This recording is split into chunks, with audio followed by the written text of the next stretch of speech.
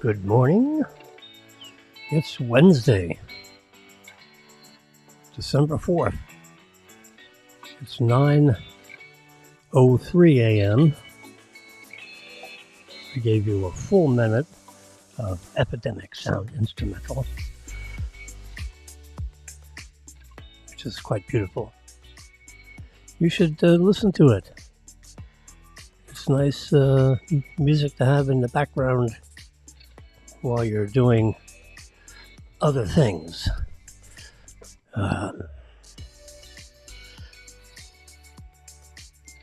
Whether you're cleaning up in the kitchen or just sitting back with your feet up. It's a nice upbeat kind of instrumental. No vocals, strictly instrumental. It goes on and on. I mean, it's like 3 hours and 1 minute of. So, if I, heaven forbid, have a 3-hour broadcast, I've had 2.5 hours. I don't think I've gone 3. But then it automatically clicks into other instrumentals, that are 3, 4, and 5 minute in length. A little more normal. But this is a royalty-free one, so I can have it. I can rebroadcast it, and I don't have to pay a royalty or get usual permissions, from the publisher, from the artist, so to speak. Well, hopefully this will stimulate a few other listeners. We are subscribers to YouTube Live, Facebook Live, and Twitter Live, which, as you'll see from this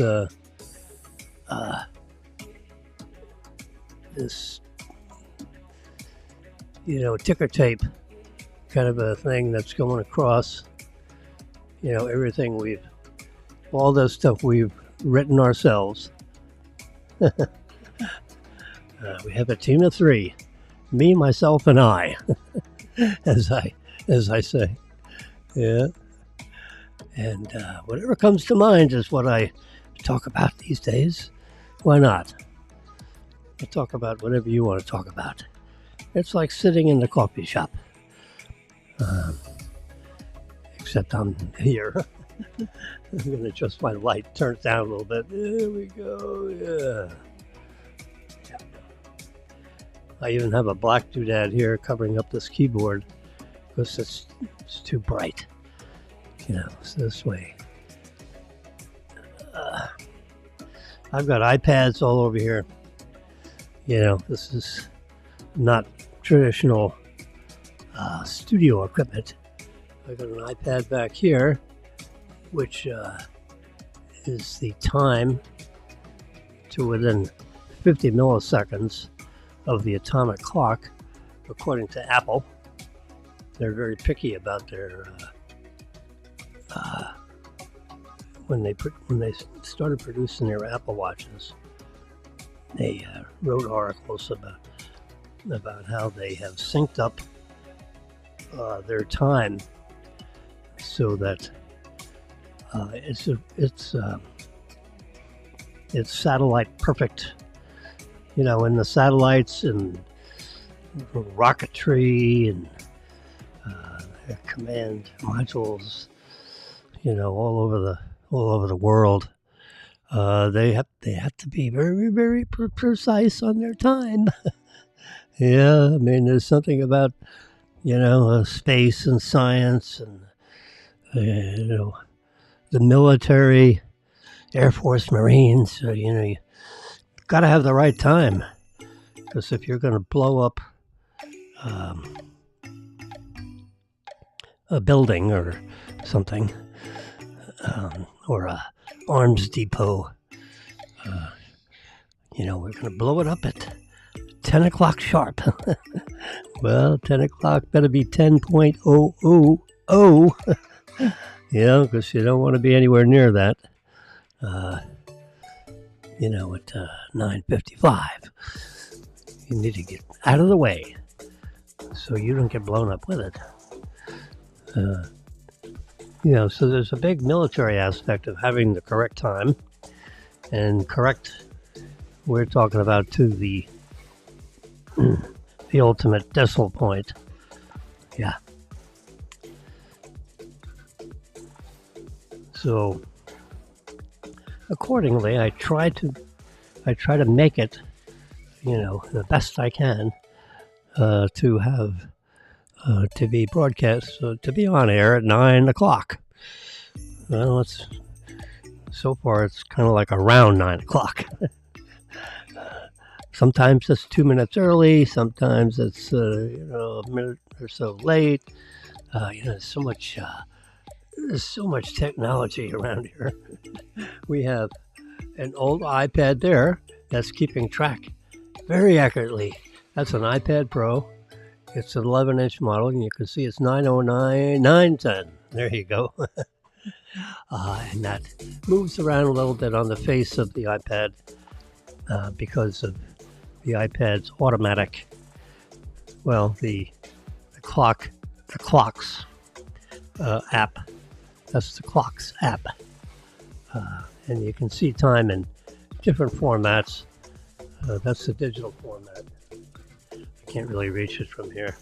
Oh, I'll show it to you. Hold on a second. Watch.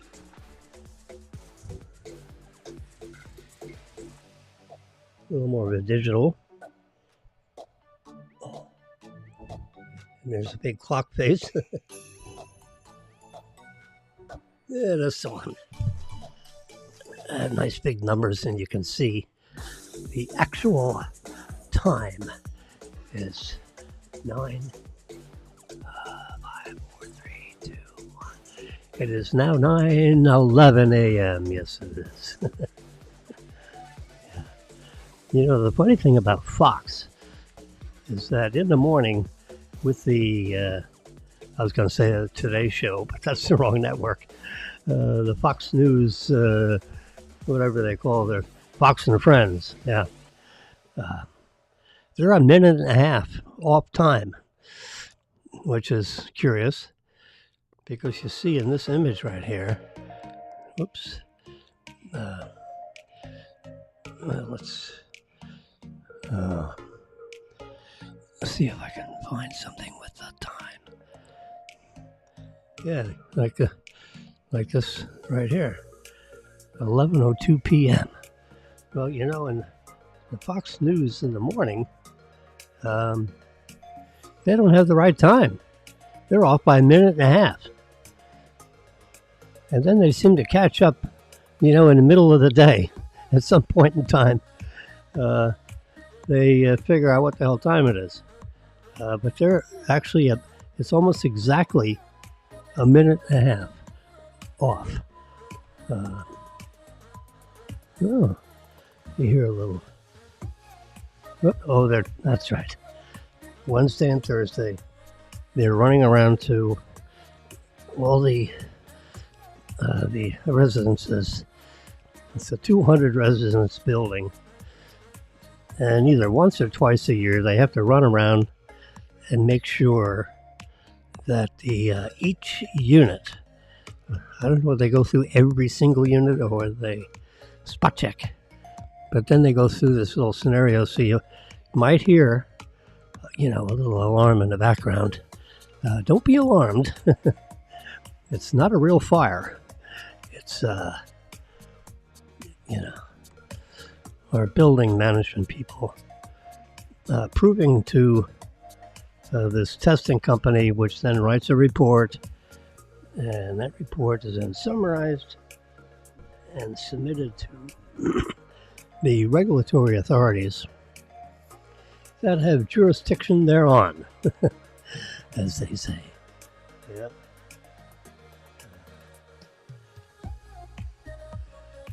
Well, earlier in the week, we're talking about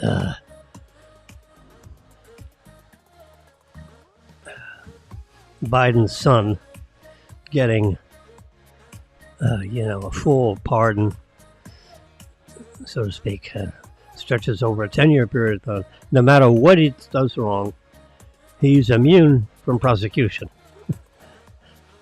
Yeah. No matter what. Yeah. The Constitution is clear that the president has the right to pardon anybody he feels like. Yeah. No. Tough luck. That's. But he's a unique person. He is in charge of the executive branch, houses the Department of Justice, and if he sees injustice, he can pardon anybody he feels like from, I guess, any federal crime. I think state crimes, I don't know what happens with that. I imagine the Supreme Court could come down, on courts, state courts. I think they can be raised up to the Supreme Court somehow. They've certainly overcharged Trump with a bunch of stuff. They twisted a couple of rules and laws, and the judge permitted some weird stuff. Usually when you're going to charge an important person, you want to have a lot of case law behind you, so that when you do such a thing,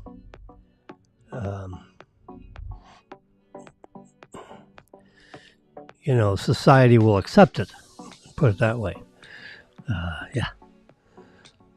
You get all kinds of people on different levels of government and abilities, and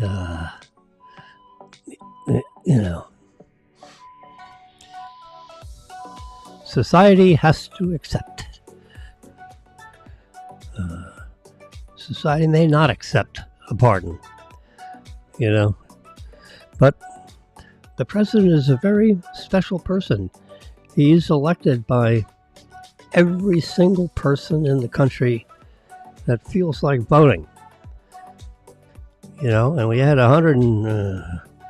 roughly 150. Trump got like 76 million and change, and Kamala Harris got like 74 million. I'm not sure the exact numbers. There's about 3 million separating the two, where Trump had 3 million more votes than she got, which is really kind of unheard of in the last 20 years or so. I think Bush, I'm going to say, I forget which Bush, but one of the Bushes, either Bush 41 or Bush 43, one of them got, the popular vote. Maybe it was Bush 41, where he won the popular vote. And, accordingly won a whole bunch of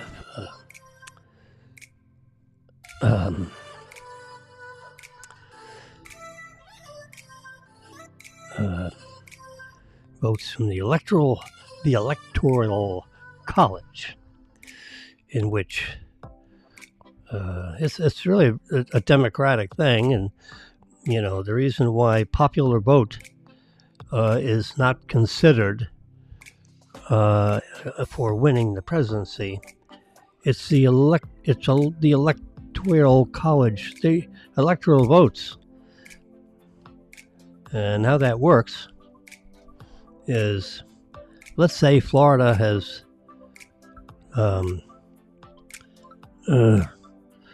29 electoral votes. I think it's around 29. That means we have 29 congressmen. That means we have 29 electoral votes. That's what that means. We have 29 districts in the state of Florida. In other words, the state of Florida is all carved up into different districts. And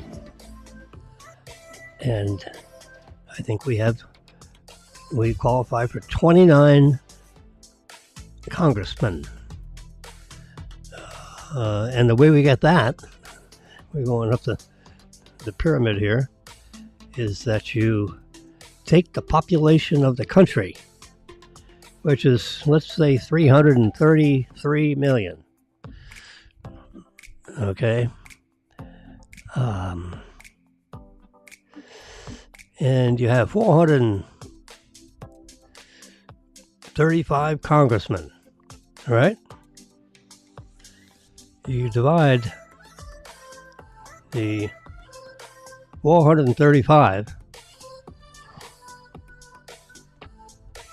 into the population of the country according to the last census. And it's all written in the book of knowledge here. The United States Constitution. There it is in all its glory. It's not that big. It's I think this little booklet, and it's not in fine print. I mean, I'll open it. You can see for yourself. It's reasonable print. I need reading glasses, but they're like 75 pages cover to cover. It includes all the amendments, the Declaration of Independence, and the United States Constitution, all is in this little book. And the Constitution clearly defines what I'm talking about. So with 435 congressmen and a population of 333 million, something like that, according to the 2020 census. Every 10 years we do a census. That's what the Book of Knowledge says. Every 10 years. You answer questions. They send you a questionnaire in the mail. Every resident gets a questionnaire. You answer, it's all in big type. And you answer yes or no, how many citizens you have living in your dwelling unit, And there's like an audit. There's so many houses that they visit. They don't visit 100% of all the residences, but they like sample, and like personally interview. They knock on the door, and anyway, I don't think we've ever had someone from the Census Bureau knock on our door. There's only so many doors they can do. But anyway, every 10 years they do a census.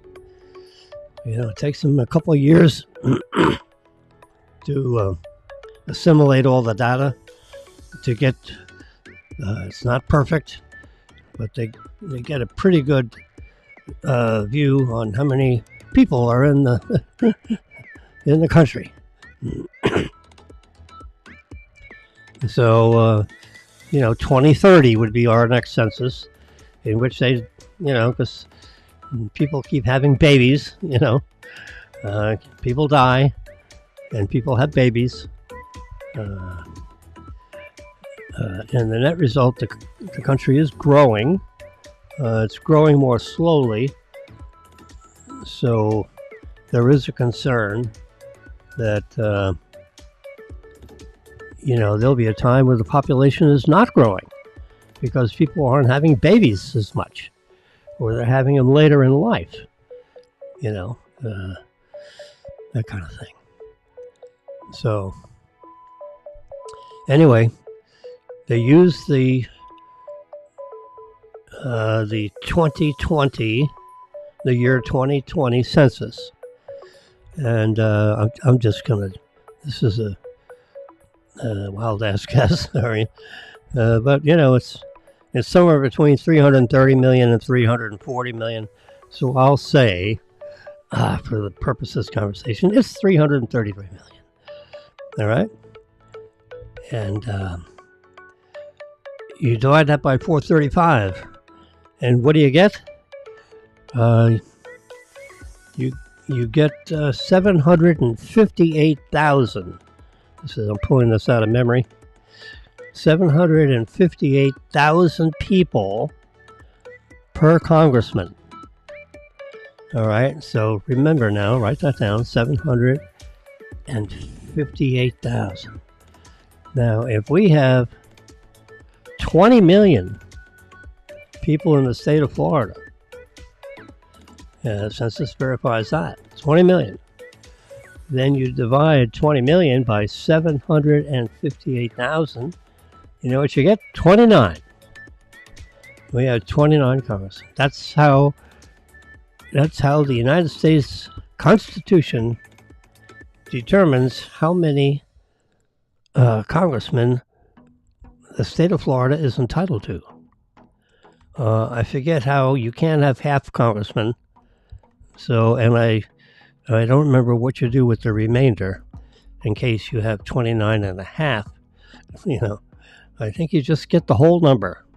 I'm going to say you round down on that one. But I actually don't remember. There is a specification in there.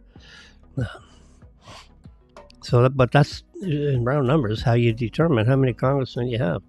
You take the population of the country according to the last census and divide it by 435, because that's the number of House of Representatives that, you know, that's what you can have. And you divide that into the whole population, and you get 758,000. 758, I think it was something like that. All right, and they take that 758 and divide it into the number of people you have in your state. I'm going to say Florida's around 20 million. And if every representative is to govern 758,000 people, then we get 29 congressmen. And that's, I think, what we have. Yeah. Every state does the same thing. And it should add up to 435 congressmen. Yeah. So, speaking of states and number of congressmen, I have a picture of Mr. DeSantis. And apparently, number 2, you know, I don't know what, you know, maybe the transition team has, let's say 2 or 3 alternatives in case, whoops, there you go. In case Pete, what's going on here? You slide it this way, yeah. In case Pete Hegseth has a problem. He has a problem. Because some lady charged him with like a aggressive sexual contact.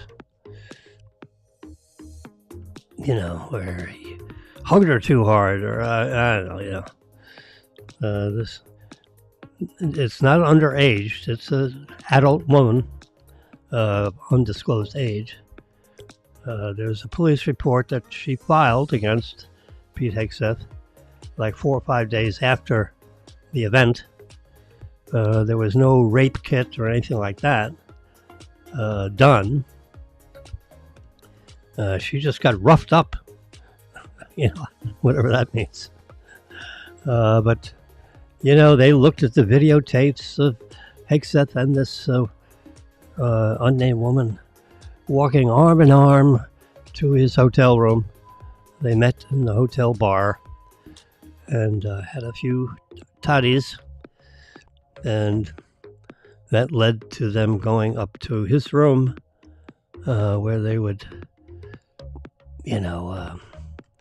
hug and kiss and so forth. And then she filed, a harassment action against him. The police investigated the whole situation and decided not to charge him with anything because there wasn't sufficient, evidence of, foul play or however you would describe it. But it's like an ink spot on your shirt. No matter how much you scrub it, you see that god darn ink spot on your shirt. And so he keeps answering questions about it. And, the media is just hounding him like hell. And then, then they found, by some surreptitious method, someone cracked into Pete Hegseth's mother's email. And she wrote him 2 emails. The first email says, "You're a rotten son," and then it went on and on. You keep on mistreating. You're a womanizer. You're a Apparently, she was very upset about their divorce. They were going through a divorce in 2017, 18, that period of time. It was a very contentious one for some reason. With 5 kids, I can see why, the little lady was not happy with, his behavior with other women, perhaps. I don't know. Whatever caused the divorce, that's unknown also at this point. But they were going through a divorce. And apparently his mother was very upset with him doing a divorce for whatever reasons that only the family knows. And she wrote a slam-bamming email that is not what you want to have your mother, say about you in writing. And they got this email, that says, and then you add that to the, him being charged with some kind of mistreatment of female. And then some other people will come forward and say he drinks too much. And, it's just people are coming out of the woodwork, so to speak. And one person is too many when you already have to dodge a couple of big bullets. And he's walking around meeting with senators, trying to explain himself, which is not what you want to do, when you're in a confirmation hearing. You want to talk about how you're going to be a great Secretary of Defense, not about something that happened 7 or 8 years ago. And they barely get around to talking about his, capability of managing, a million people. Because when you add the armed services and everybody that's in the Pentagon and people that are all over the place, there's a lot of military installations all over the world. So you have to be a pretty worldly guy, but he's a smart cookie.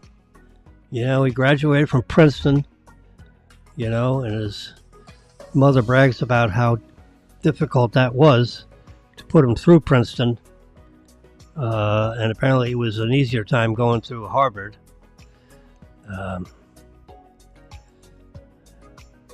So you got to be a pretty smart cookie to go through Princeton. Harvard, Princeton, Yale is like, when I was a kid, that is the bee's knees of schools you want to go to if you're trying to impress somebody. Much less get a degree and all that stuff. Much less qualify for the approval process. Harvard, Princeton, Yale, Dartmouth. It's usually those three: Harvard, Princeton, Yale. But Dartmouth, saying that Stanford University, how could that be left off the list? But when I was a kid, it was Harvard, Princeton, Yale. Yeah.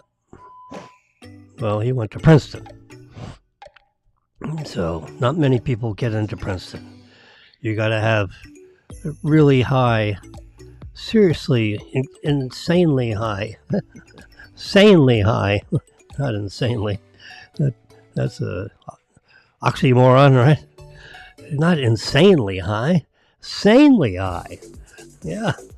You got to have sanely high SAT scores or forget it, to get into Harvard, Princeton, Yale, or Stanford, or Dartmouth, or Brown University, or, whatever. I went to Union College. What? Union what? Yeah. No, I did. Union College. It is not Harvard, Princeton, Yale, but I was considered a pretty, by the time I graduated, I was a pretty smart fella in my field of study, which is biology, chemistry, biochemistry, that kind of stuff. Pre-med student I was, but I didn't do the med school thing. I should have, but I didn't, because my girlfriend at the time, her father was a doctor, and Ricky, that's her name, Ricky said, I didn't know my father, and I don't want that to be how we're going to be. So you have to kind of like forego your scholarship to med school. I had two of them. And she said, it's either me or that, in so many words, while we're in some romantic clutch.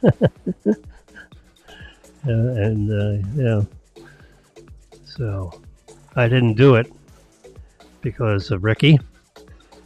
And then 9 or 10 months later, she dropped me like a hot rock and went running off with somebody else. Yeah, interesting. And then, oh God.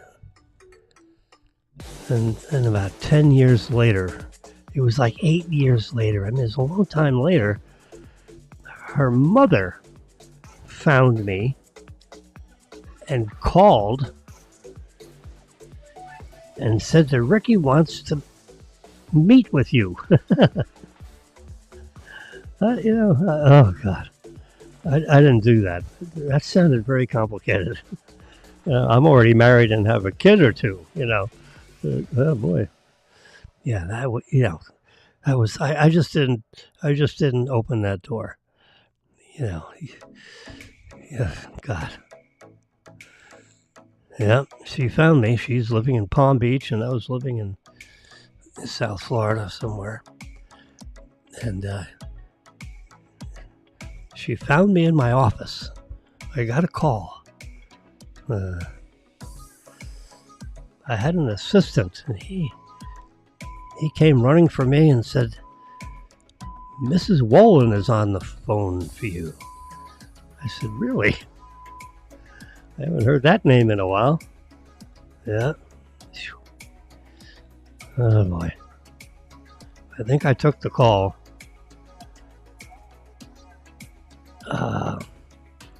And it was about her daughter. And wondering if I was the one, if I was the Jim Wilson that grew up in East Hills, Long Island, New York. The long-lost Jim Wilson has been found. Oh, boy. Yeah, anyway, so that didn't happen. Let's get back to Pete Hegseth. So Pete is bobbing and weaving. There's head up. And this must be some assistant or something that's leading him around the Capitol. I don't know who that lady is. but she seems to be holding on to him. I don't know if he remarried her or I don't know what. I don't know who she is. And I don't think the caption in the photo defines who that is. It's kind of irrelevant.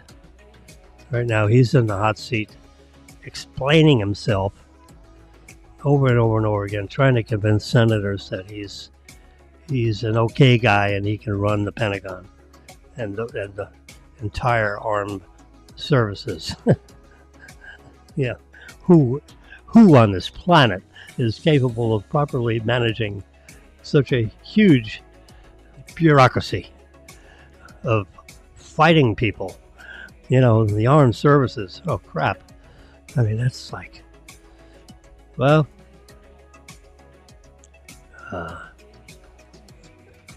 the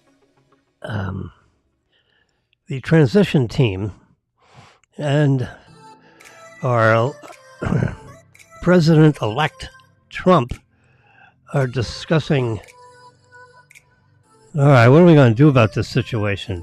You know, I sure like Pete, but you know what? I don't know if he's going to get through. I think he's going to have more than 3 senators, you know, with the secret ballot, you know, thumbs down with your hand over it. That's the secret ballot. You know, there are 4 or 5 people doing this, and there are 8 or 9 people doing this. You're probably not going to get confirmed. So what are we going to do? We're not going to throw him, you know, into the fire when we know he's not going to get confirmed because he's got 10 senators that don't want to hear about it. You know. And 5 of them won't even meet with him, you know, because they don't like his record. His politics may be fine, but, you know, we can't have a guy running, you know, for office when he's, you know, a womanizer and, you know, been charged with assault and all this stuff. And he was never convicted, or he was never tried or convicted of anything, but, you know, the police investigated him and elected not to indict him for assault, you know, physical assault, even though some young lady charged him with it. Yeah, I think he's this is just Jimmy talking here in sunny Boca Raton with a temperature of 69 degrees outside, and it's 67 degrees in our little studio here. Yeah, and the alarm system is triggering itself every minute or so because there it goes again. I hope you can hear it. I can hear it a little tiny bit in my headphones, but this microphone is very directional, and I have my doors almost closed in this den that we're in here, and I've got my little section of my desk here. She's got that half. Marilyn has this half, and I have this half. It's my little studio. I wouldn't call it a man cave, because that would be assumed to be bigger, and I could sit and put my feet up and watch a screen, you know, of my own choosing. Yeah. And never had a man cave, but I have a man studio. Oh boy. Anyway, so this guy right here, Ron DeSantis, the current governor of the state of Florida, is now considering replacing Hegseth with Ron DeSantis, our sitting governor. Now, since he's been elected governor and re-elected governor, he too has a distinguished military career. He was I believe, a JAG officer, Judge Advocate General, JAG, Judge Advocate General. He was a Judge Advocate General in the Armed Services, which is kind of like a legal guy in the Army, and he would oversee military people that had some form of misconduct, and he would deal with those things. Yeah. So he's being considered as an alternative, the next. Now he's a safer. He certainly knows all about the military, and he is managing the state of Florida as the chief executive officer of the state of Florida, the CEO of the state of Florida, which, it has all kinds of employees in the chain of command of the state of Florida. It has the House, it has the Senate, all the staff people involved, and when you're, the governor is like the president of Florida. All right, you got the president of the United States, and you have the president of Florida, but they don't call him president of Florida; they call him governors. He's the governor of Florida, and you're supposed to govern, and he does, and he's been very effective in instituting policies that are favorable for the growth and development and the popularity, because you have to get votes, of the citizens of the state of Florida. Yeah. 20 million citizens in the state of Florida, in round numbers. And so he governs. He's governed well. He's, oh my God, my cat is invading my territory. No, you can't come here. I'm sorry. Yeah. Oh my God, no, you can't do it. You got to go back. Yeah. Because if he steps on this pad here, my whole signal thing goes bipsic. So, sorry, Putty Cat. You'll have to, not. I guess I could.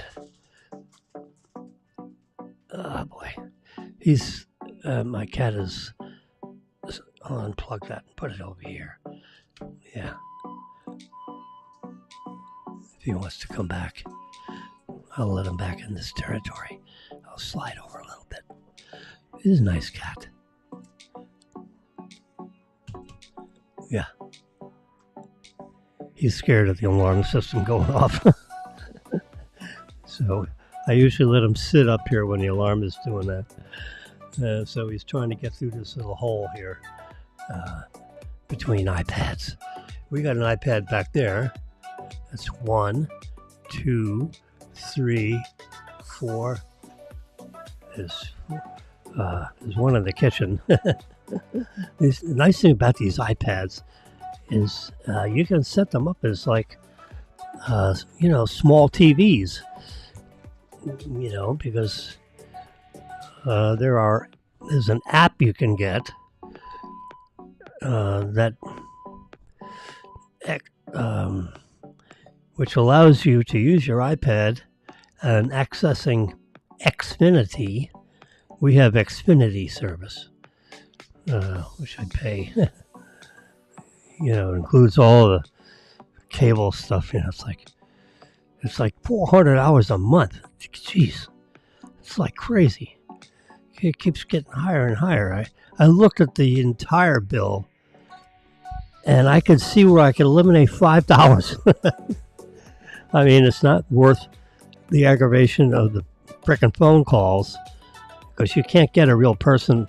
You got to, oh God, it takes you a half hour to try to get a real person, to get a phone number to dial a real person.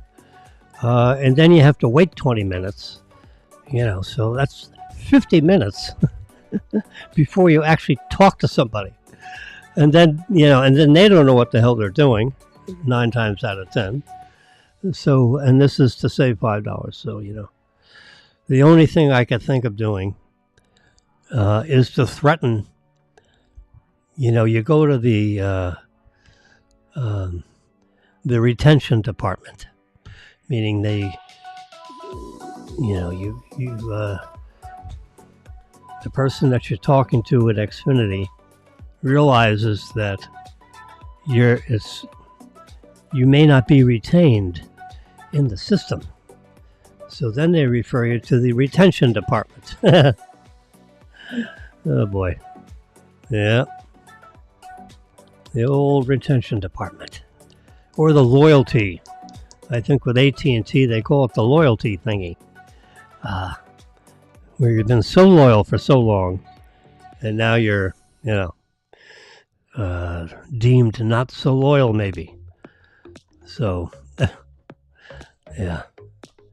All right, my cat has situated himself on Marilyn's side of this array of equipment. It's really pretty cool that I've set up this little studio entirely with 5 iPads and a MacBook Pro. This device right here, which is magical, powerful,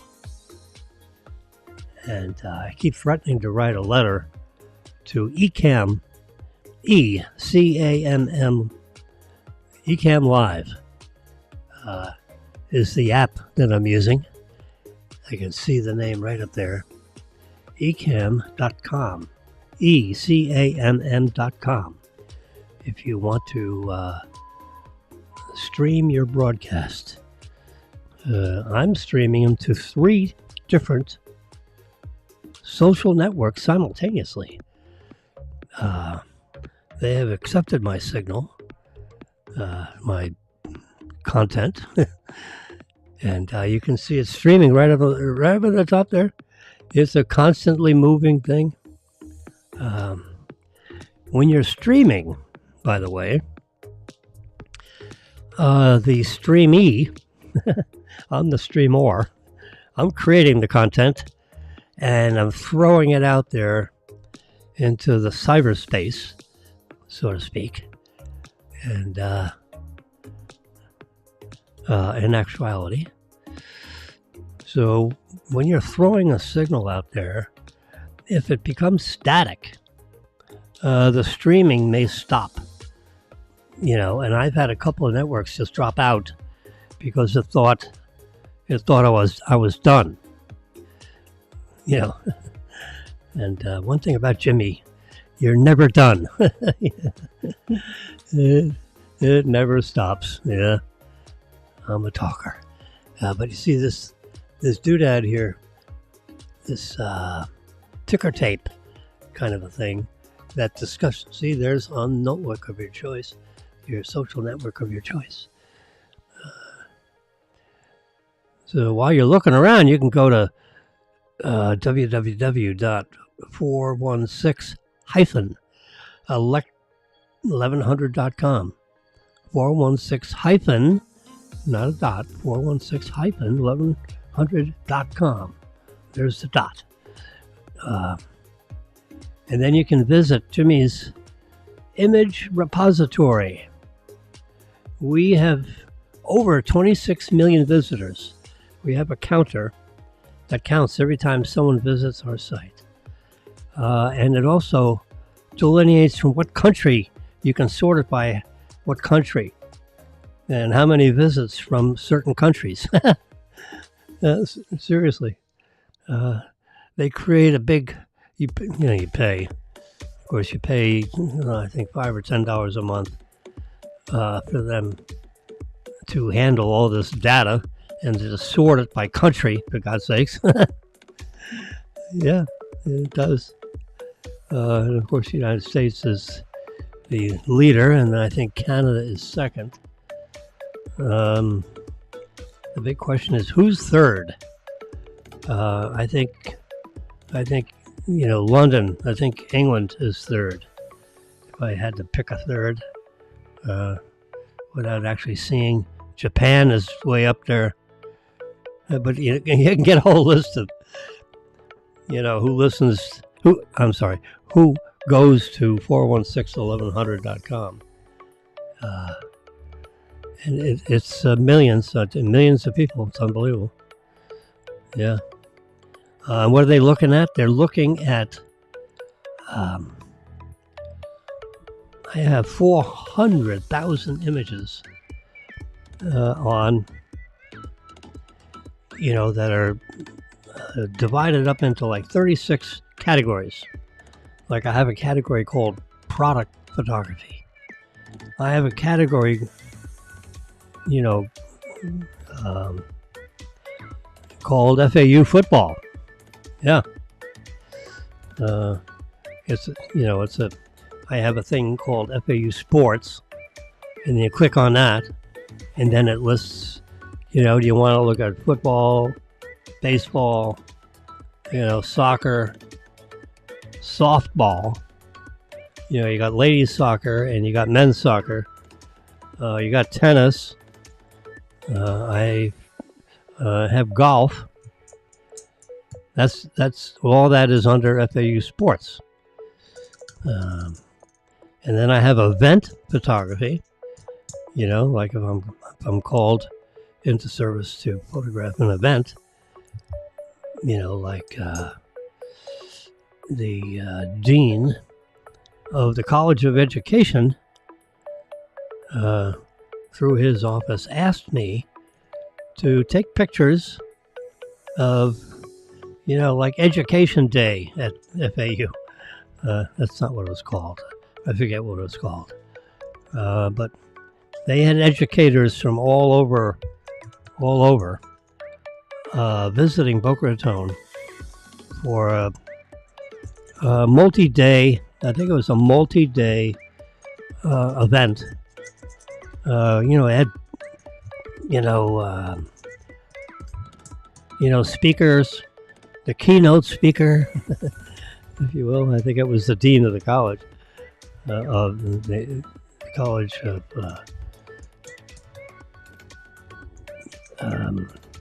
you have the business school and the science school. This is the School of Education. There's probably a fancy name, but that's what it is. And they put on this big seminar thing with breakout groups and keynote speakers. And, these educators, some of them were teachers. Most of them were teachers, I think. And then you had, you had some principals. You had, boards of governors. Schools have elected officials that determine, what's to happen in our schools. Speaking of schools, there's, you wonder why the American youth doesn't, some minor portion of American youth, qualify that, doesn't have respect for our flag. Well, I'd like to know, when I was a kid, every classroom had a flag set up in the front left corner of the classroom. There was an American flag in every single classroom. When and who did that stop? Who ordered no more flags in classrooms? And what the hell did they do with all those flags and flagpoles and stanchions? I mean, that's a ridiculous point, but why did no flags in the classrooms? Who decided that wasn't necessary? That's what the brainwashing of our American students, of our American youth, is they don't see the flag in the classroom anymore. I mean, when I was a kid, you had a flag in the classroom. We all looked at it. We pledged allegiance, to the flag of the United States of America, for which it stands. What happened to that? They don't do that anymore either. We used to have a student, speaker. Some little student would would read the news, over homeroom, when you're a kid. I think they still have homeroom. They take attendance and who's out and who's sick and da-da-da. And absentees. They keep track of that. You have too many absentees and they show up at your house and what's the matter with your kid? He's not coming to school every day. And but homeroom, and then, either before the announcement would come on at like 9 or 8:05 a.m., or 8:07 or, something like that. So right after that, right before that, I think, somewhere, like at 9 o'clock, the bell rings and that starts homeroom, or 8 o'clock, whatever. And you'd pledge allegiance to the flag, and you'd look right over there at the flag. Well, guess what? There's no flag, and I guarantee you they're not pledging themselves to the United States of America or anything like that. Whoops. I just come on, Jimmy. There we go. I got my I'm fooling around with this thing and I pulled the plug out. Yeah. All right. So I got my pad over here. Does it work? Yeah. This I have a. You see this guy right here? Since I have this iPad sitting in front of this MacBook Pro, I have this. This is a bigger, it's a lot bigger than the touch, whatever you call this thing, where I can slide my finger around. Well, I can do it on here, and this controls our programming.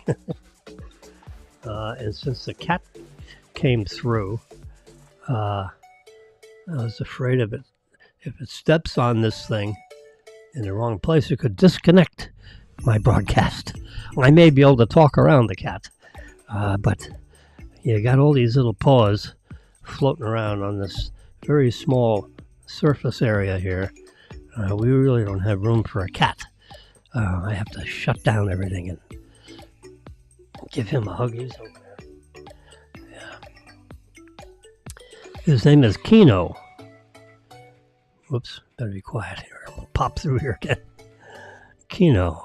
We named all our animals after types of coffee.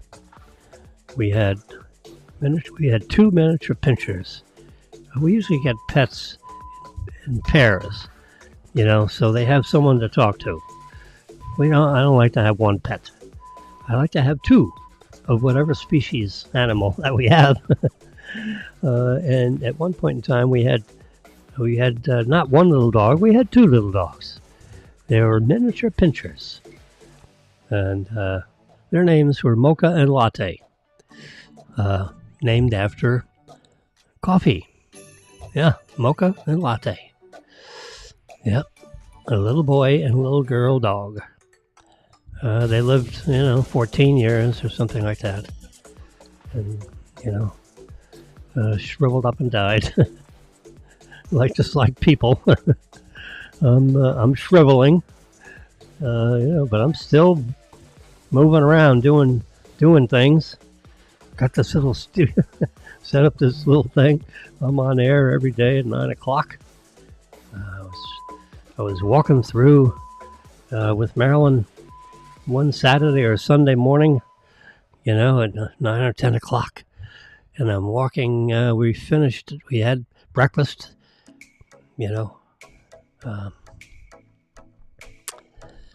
and I'm walking out of the breakfast place, and lo and behold, someone looks up at me and says, "Hey, I was listening to you on the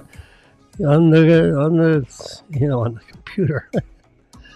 I was watching your broadcast." I said, "Well, hey, I was really quite stunned that someone, in our favorite breakfast place would His name is Howard.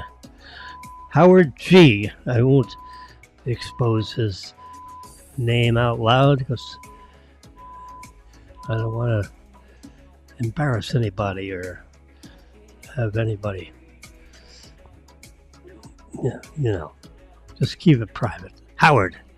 Yes, I know Howard. Good man. Good, solid citizen. Yeah. Very, very worldly. He can talk about any topic. He would be a good guest. I'd use this number 2 microphone I have over here. Just turn that around, slide this microphone stand over, and he could sit over in Marilyn's desk over there. Have to clean it up a little bit. She's got stuff scattered all over there. But she's compressed. We only have I think this is like a 6-foot table, 6 foot by 4 foot. I put a blue tape right down the whole length of the table, 24 inches over there, and I said, that's your side, and this is my side. So I kind of walled this off with equipment. I got my soundboard over here. That's 18 inches by 14 inches. I got it standing up. I got these stanchions that you can put your device on there, and it's solidly mounted. I have my MacBook Pro, and that's solidly seated, so that when you lift this tab up, and if you wanted to do a, like a Zoom call, I can use this camera up here. I have this all set up so I can actually Zoom with my soundboard, but and they can see me sideways. Like use this camera here, but if you're on the fly and you're not like got everything set up for a Zoom call, I could just peel the tape off. I can see the little green dot here. The camera is active, but I got a little piece black tape on there so that accidentally we don't want to look at Jimmy straight on, because it might scare the audience. I'm kidding, but anyway. But this MacBook is the angle that it's sitting at makes this camera here look straight at you. A lot of times you see, I don't know what's the matter with these people. They got their iPad or their MacBook or their laptop, I should say, sitting straight on the floor of their desk, and the camera's looking up their nostrils, or their chin. They're looking underneath the chin of somebody. Come on, guys.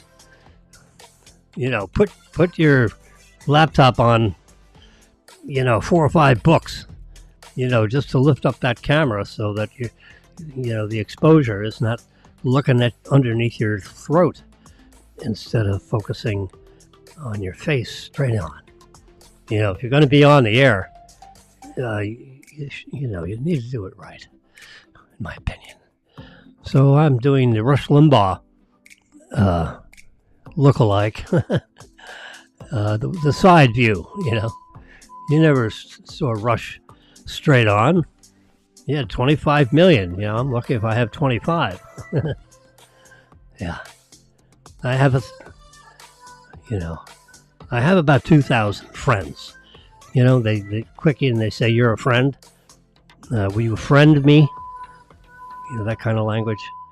Because if you want to have a friend like on Facebook, you have to friend them, and then an invitation gets sent out to them or whomever, and then they send something back, a click, and say, "Okay, I accepted you as a friend."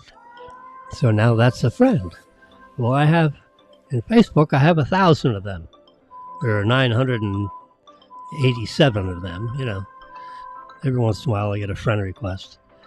But over time, I have about 1,000. I think I am rounding up a bit. But it's like 990 something.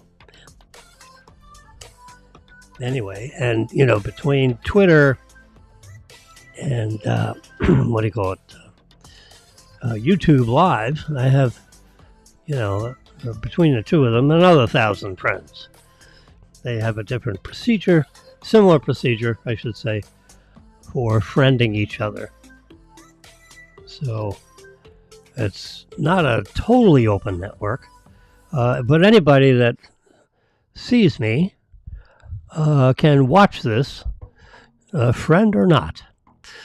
And Howard, accidentally just was going around the internet and found Jimmy somehow. The next time I see Howard, at Flakowitz, that's where we were. We were Flakowitz, a popular breakfast spot. They serve breakfast and lunch, not dinner, just breakfast and lunch. And Howard looked up. We were walking by Howard's table. He had 2 or 3 people sitting with him at Flakowitz. And we were sitting at the other side of the dining room. And we were done. And the easiest way for us to get out was to walk down, one of the thoroughfares in a restaurant, breaks in the way the tables are arranged. And because we were table, 50, I'm going to say 53 or 54. And we were in the same row, I think, as Howard, not knowing he was sitting there. And we were done. We finished. We had our breakfast. And I usually like to get Dr. Brown's Black Cherry. It's a great little soda, 12-ounce can of soda. Every once in a while, if I can think about it, I bring a thermos mug, 20-ounce thermos thingy, that has stainless steel double-walled. It's just like this. I have two green ones, and I have like a rubber thing around here, so I hold it and it'll slip. And I have another one just like this that I use. I sip a cocktail, a vodka and soda cocktail in the evening. I fill this all the way up with ice. I put a shot of vodka in there and fill it up with soda water, and I sip on that. And I'm good for one of those in the evening. This is the other one that I use for my warm tea. Tea stays nice and warm over the several hours it takes me to sip it all down. I rarely get to the bottom of this. After about 1 p.m. I pitch it because it becomes not so warm. Oh, this is going to make me crazy. You got this buzzing going on every 10 minutes as they test everybody's room. But at least they turn it off when they're, going from room to room. I don't know. I don't know if they're doing every single unit. They're going floor by floor and taking samples. I don't know. But, anyway, so the big news of the day is President-elect Donald Trump is considering selecting Florida Governor Ron DeSantis as his pick for defense secretary. Because he's considering I think they're in my apartment right now. I hear voices out there. Is anybody here? Yeah, somebody's here. Stay the hell out of here. Anyway, they're considering Ron DeSantis because they're assuming that, oops, now the cat has entered. Oops, I think they've left. Whoop, now the cat's going to go inspect who the hell was in here. They knock on the door and they scream and yell at you. So they probably hear me in my little thing here. I didn't see anyone peeking in the door, but, they test the alarm. Go ahead, test the alarm. So this is probably the kiss of death of DeSantis, because the transition team is the portion of the team that is responsible for putting up Ron DeSantis or Pete Hegseth. Did not realize he had this past, or they decided that this past wouldn't crater his potential as the head of the Defense Department. You got to be, squeaky clean. You just, having, I don't know, I was still in support of Hegseth listening to some of this. And then after a couple of days, I think, yes, charged, he was charged, a police report, going through a nasty divorce, he obviously has problem with at least two women. The one he's divorcing, and this other one that, filed a criminal complaint of assault. Assault, it can be assault, where you punch people or rough them up or whatever, and then, so that's a crime, The police decided not to indict him for a crime for some reason. Either the lady's story was, after several interviews, the story kept changing, or, who knows. But he's had trouble with at least two women. The one that criminally charged him, although no crime was prosecuted against him, and, a severe divorce, which, that's, so he has trouble with at least two women. But, and then other people are standing up and saying, he has a drinking problem. And, I think that was it for Trump. So now Trump is saying, and the team of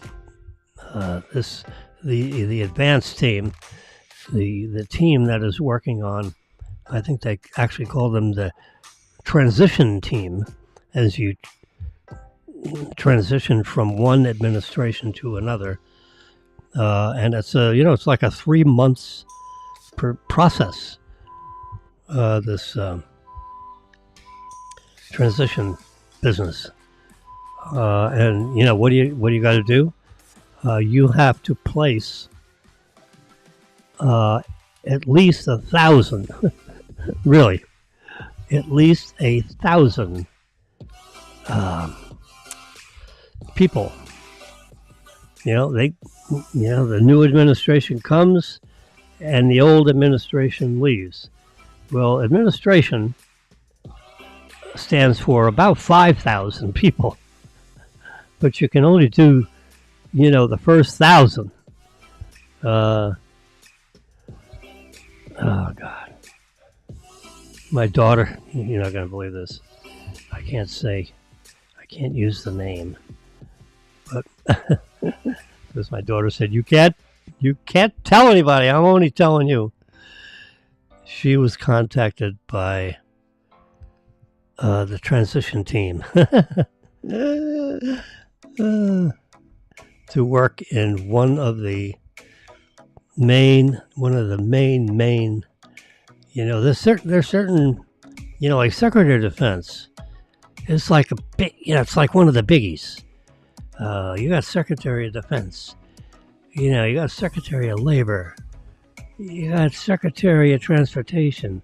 I mean, all these are really, they're all in line for the presidency. If something happens, that the president and the vice president and the, you go down the line, and all the cabinet positions are in line, from the most important, to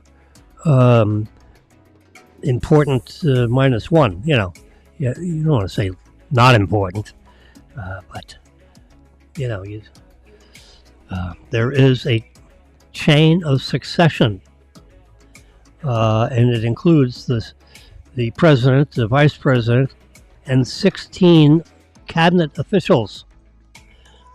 It goes president, vice president, Speaker of the House. Okay, then I think it is Speaker of the Senate. They don't actually they don't call it that. They call it President Pro Tem of the Senate.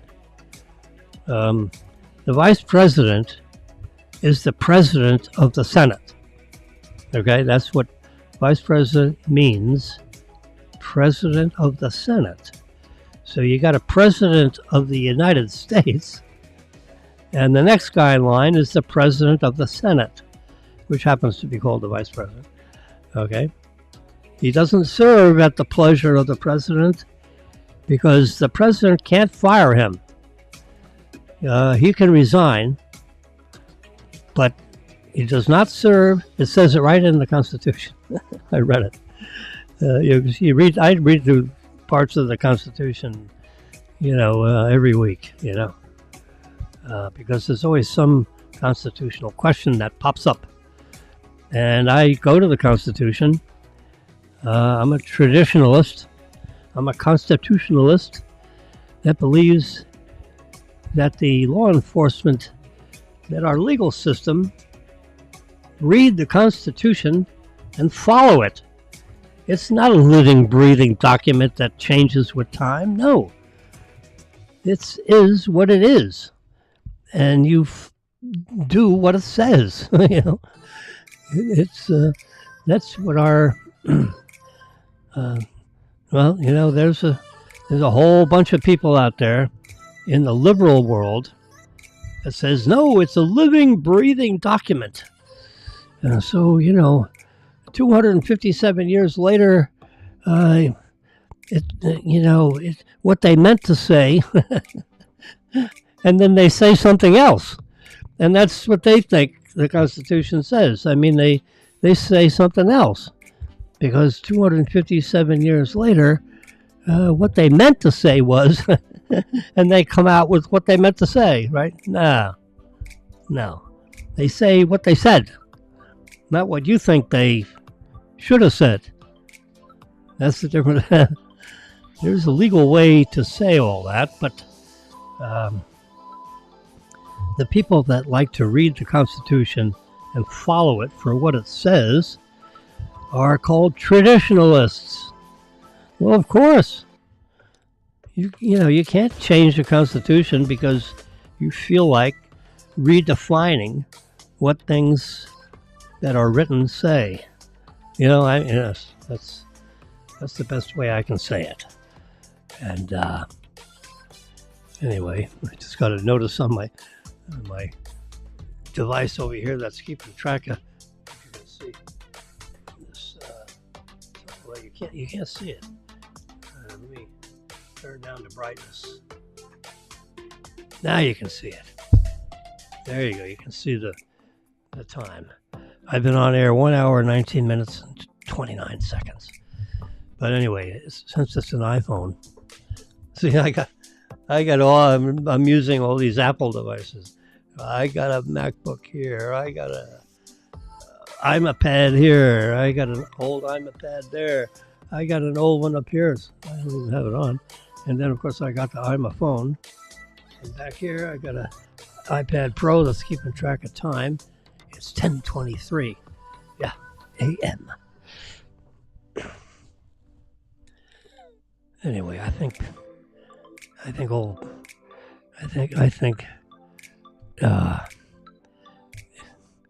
in sadness, because I wish Pete Hegseth would have.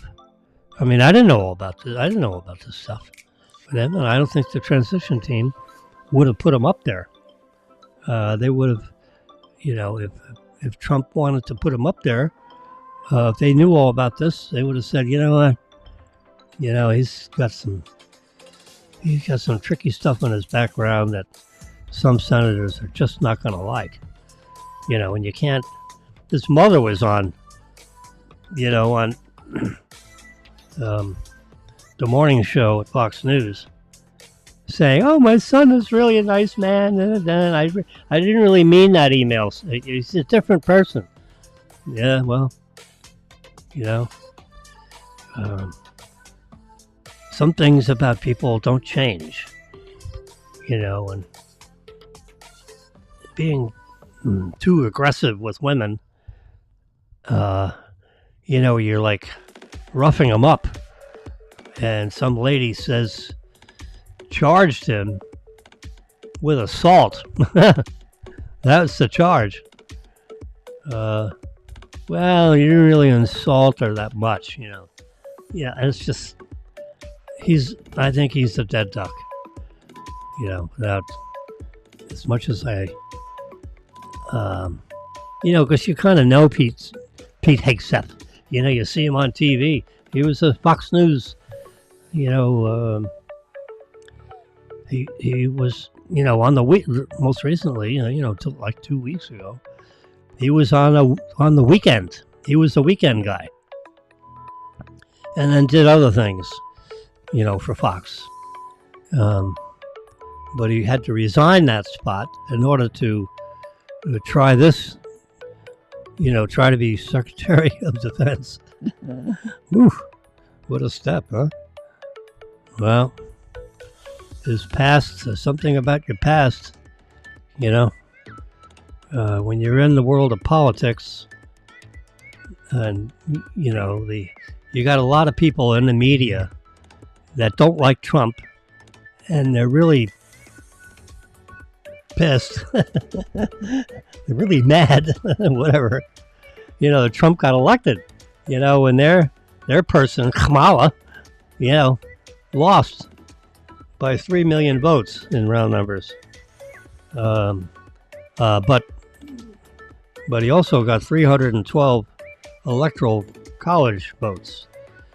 And getting back to that a little bit. The way the electoral college, it's not complicated, all right? It's written right here, handwritten. They didn't have typewriters back then. Every page of the Constitution is handwritten. I see Hegseth walking, in the news media. Right now, he's not withdrawing for consideration, is the sub-headline here. Let me turn this brightness down so you can see. There you go. Now you can see it, sort of. Let's go full screen on Jimmy here. There we go. So now you can see the screen. They're following him through the Senate office building. Yeah.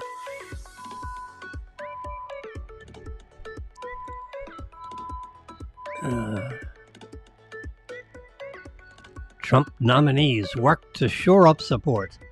That ain't gonna work. I don't think it's gonna work.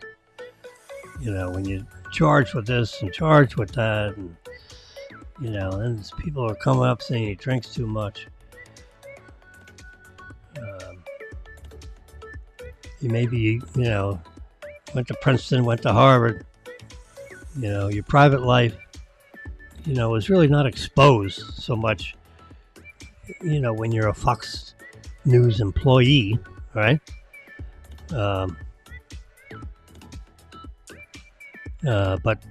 since the election is over, and the media and the critics, can't lambast the president-elect because he won, and they're all, they thought for sure she was going to win. I mean, it was like a guarantee. And when you're, the liberals, they like the Democrats for some reason, unknown. I'm surprised the media isn't like split, like the population of the country is split. How come the media is all liberal? Why isn't there conservative, networks? But they're all on one side. So the media beats up on the conservatives. So when you're running for office as a conservative person, you're running against your opponent, and you're running against the media because the media is going to get you, or try to, and your opponent is going to try to get you by looking into your past, seeing if you overstated your resume. I've got 4 or 5 resumes out there. Anyone could go to one of them and say, well, you said this, and this one says that. You write a resume for the job assignment that you're applying for. That's what I was always taught. That's what I was taught. You write your resume for the reader of the resume.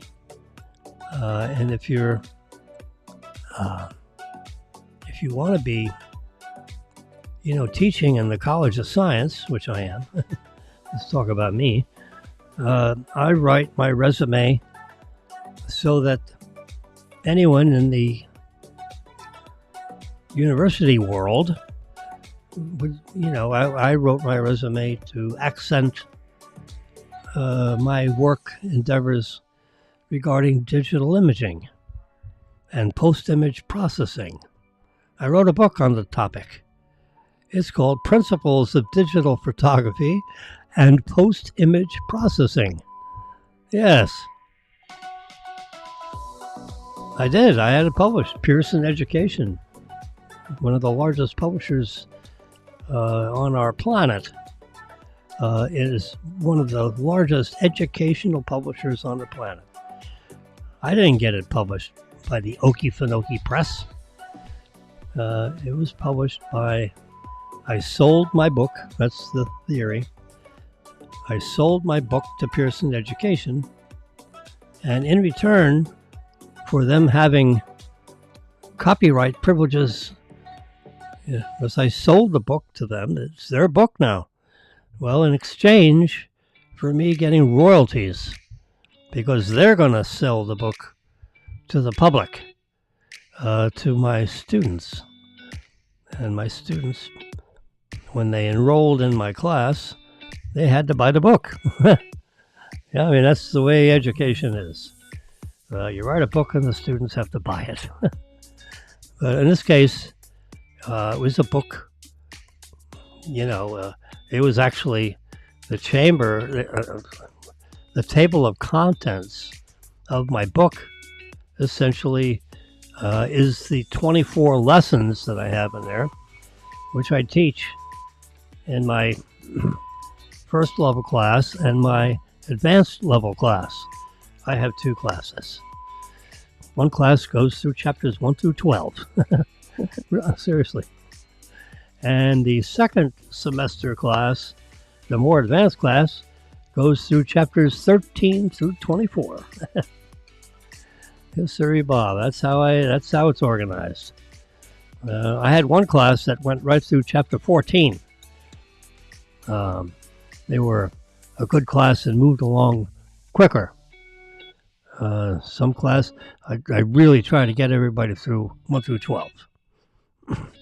And this super fast class, a bunch of smartasses in there. No, it's a good class. We actually got, I keep teaching, they keep, they sign up for, twice a week for 10 weeks, whatever it was. And, you have to define that. They pay roughly $400 for the class, but it includes the textbook, which I wrote. And it's structured as a laboratory manual, in a sense. The binding is a spiral binding, so it lays flat on their desk. It's not like a book that you have to hold the pages up. It lays flat because it's spiral bound.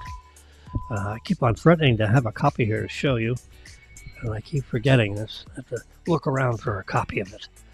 I should have several laying around here somewhere. I had my hands on one not long ago. I wonder where. I got to look around these bookshelves. I got it hidden somewhere. When I signed it, I was going to send to somebody, and then I forgot to send it. Oh, you silly boy.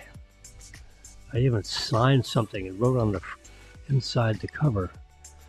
But I can't figure out who I meant to send that to. Oh well. But I had my hands on the book. So now I have to remind myself where the heck I put that. Yeah. These books don't disappear. Yeah, it's a nice one. I had it published by Pearson Education. The first edition and second edition, 2000. I think the year 2000, October. And the second edition was in 2003. So that's how you write it in your resume, Published year 2001, and then the second edition published 2003. Copyright Pearson Education. Author James Wilson. Yeah. Yes, sir, Bob. I've had, a number of plastic surgeons that took my course because they're real persnickety. They have photography setups in their office somewhere where a young lady or young man, whatever, can go in there and they take before and after pictures. When the plastic surgeon does, if they're working on, usually the part of the body they work on is like the face. So they take pictures before and after of the face.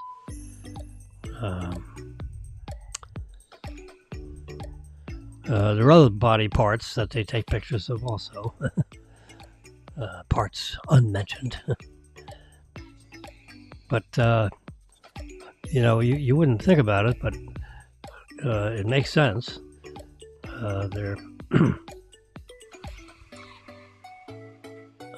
I've had a number of plastic surgeons that have taken my class. They saw it advertised in the newspaper and said, "You know what? I think I want to take that class." And they're good ones. Some of them are world renowned. Dr. Mann, Mann. Dr. Mann has practice here in Boca Raton. You can Google him. He's been on ABC, NBC, all the networks. He's been on the TV talking about his plastic surgery because he does all kinds of techniques. He tries different techniques, for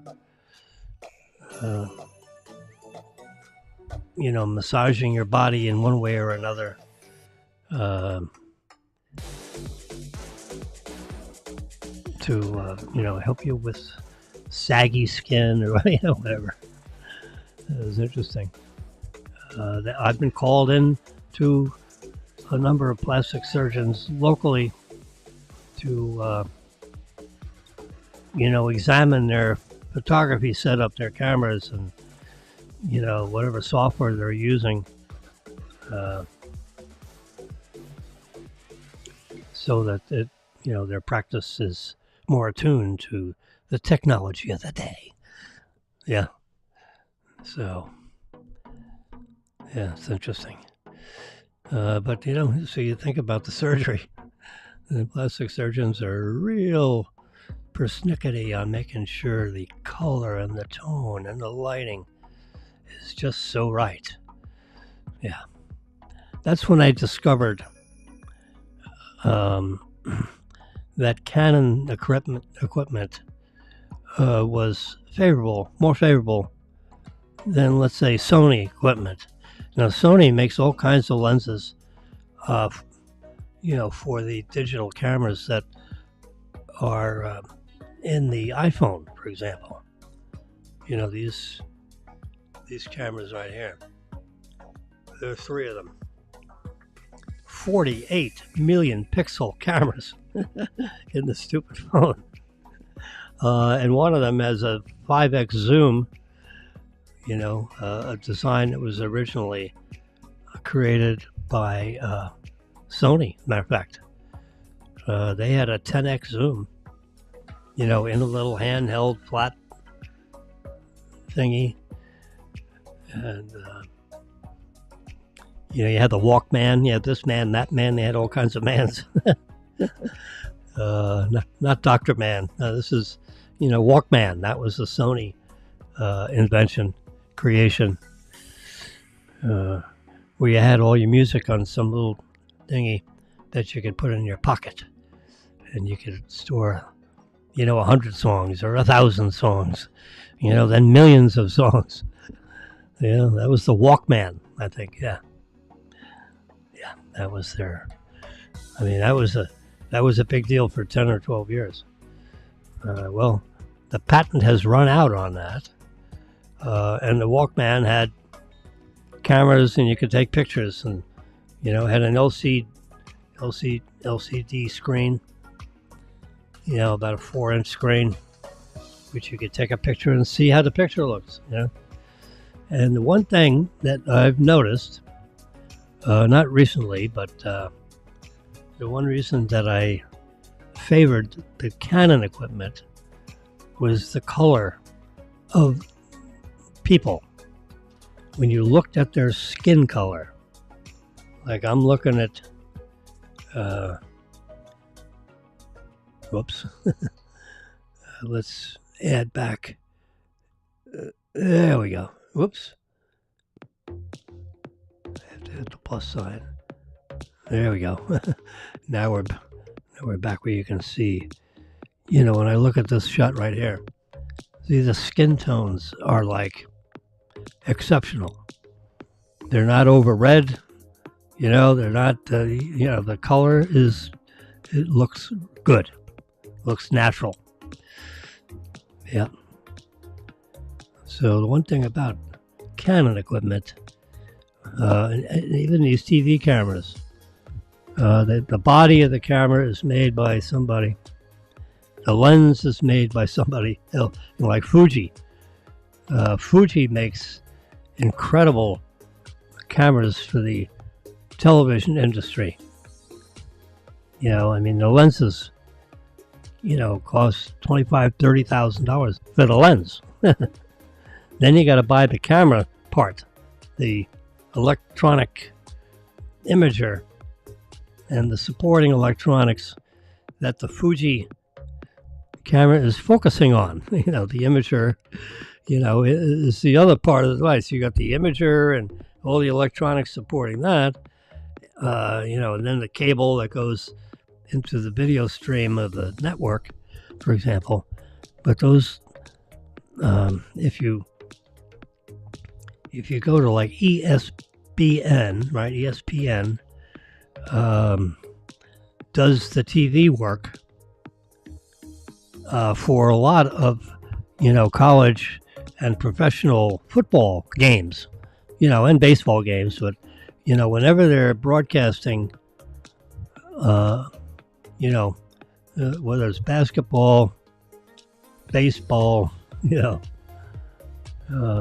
football, but particularly football, we have ESPN that's providing the services to create the imagery for the football. And then you got the announcers, they could be any network on the planet,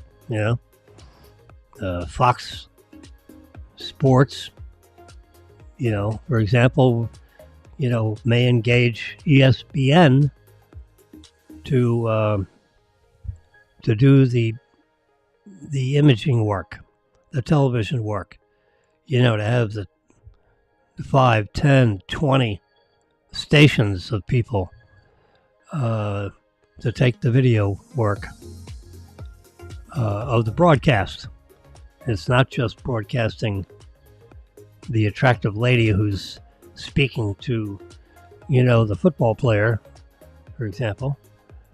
You've got a complete, bunch of people.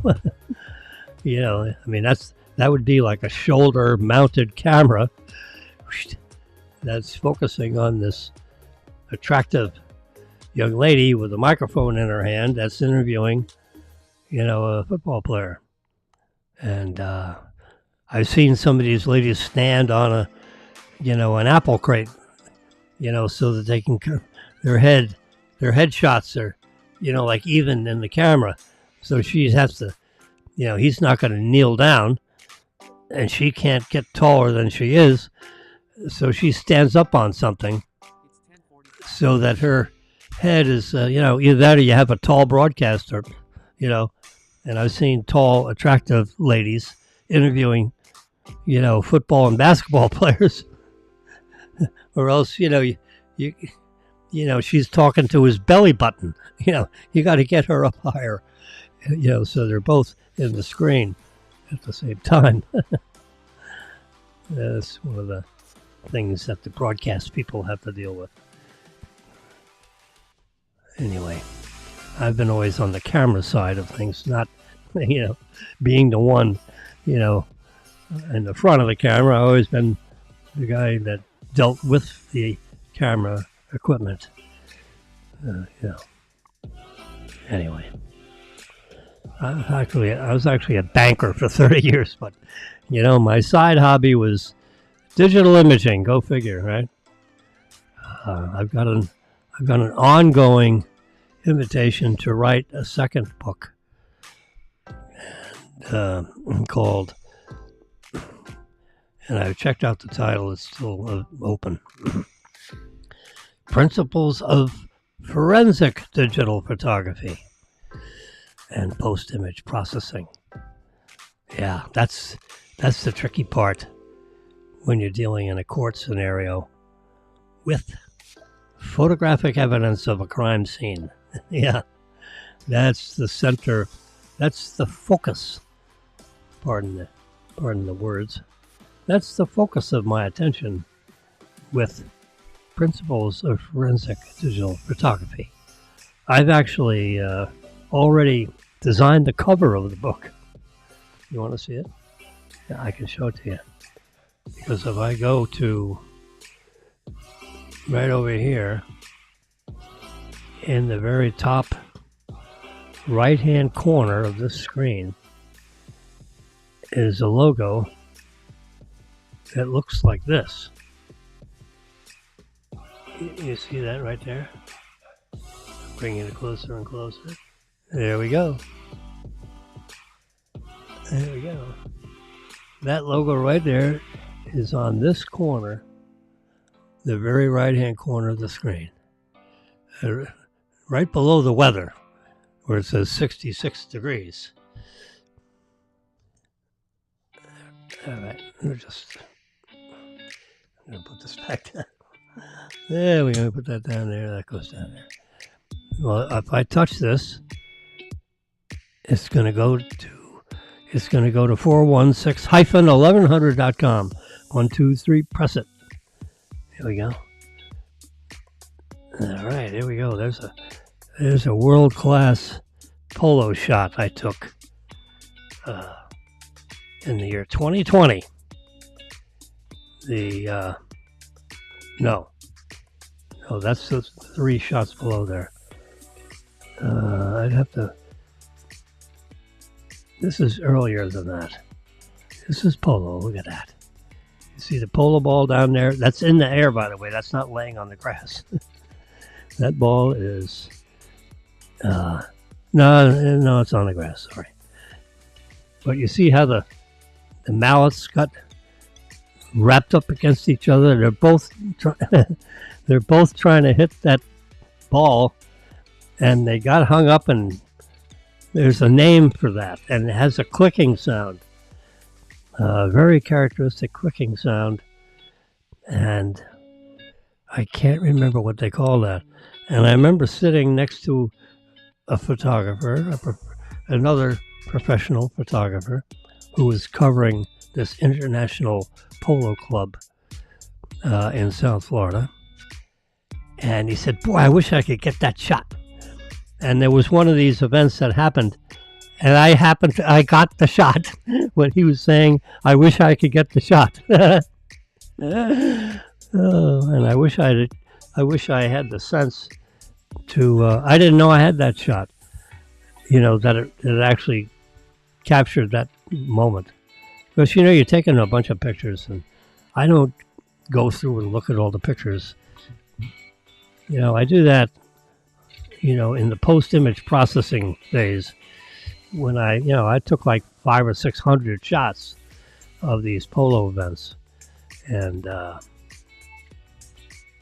after I get back home or my office, wherever I am, that's when I go back through the images and call out the bad ones and all that kind of stuff. Look at that. There's Jay Leno with Marilyn. Yeah, he's a happy guy.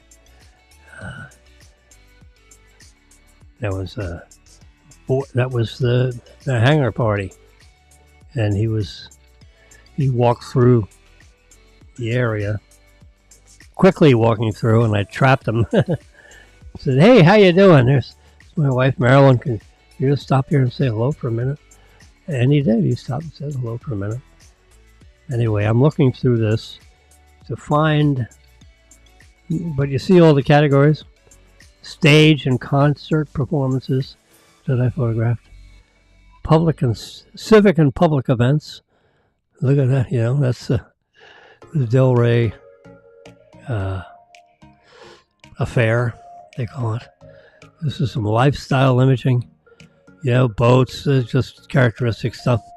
South Florida, businesses or residences that live on the intercoastal waterway. There's USA Soccer. This is in Europe.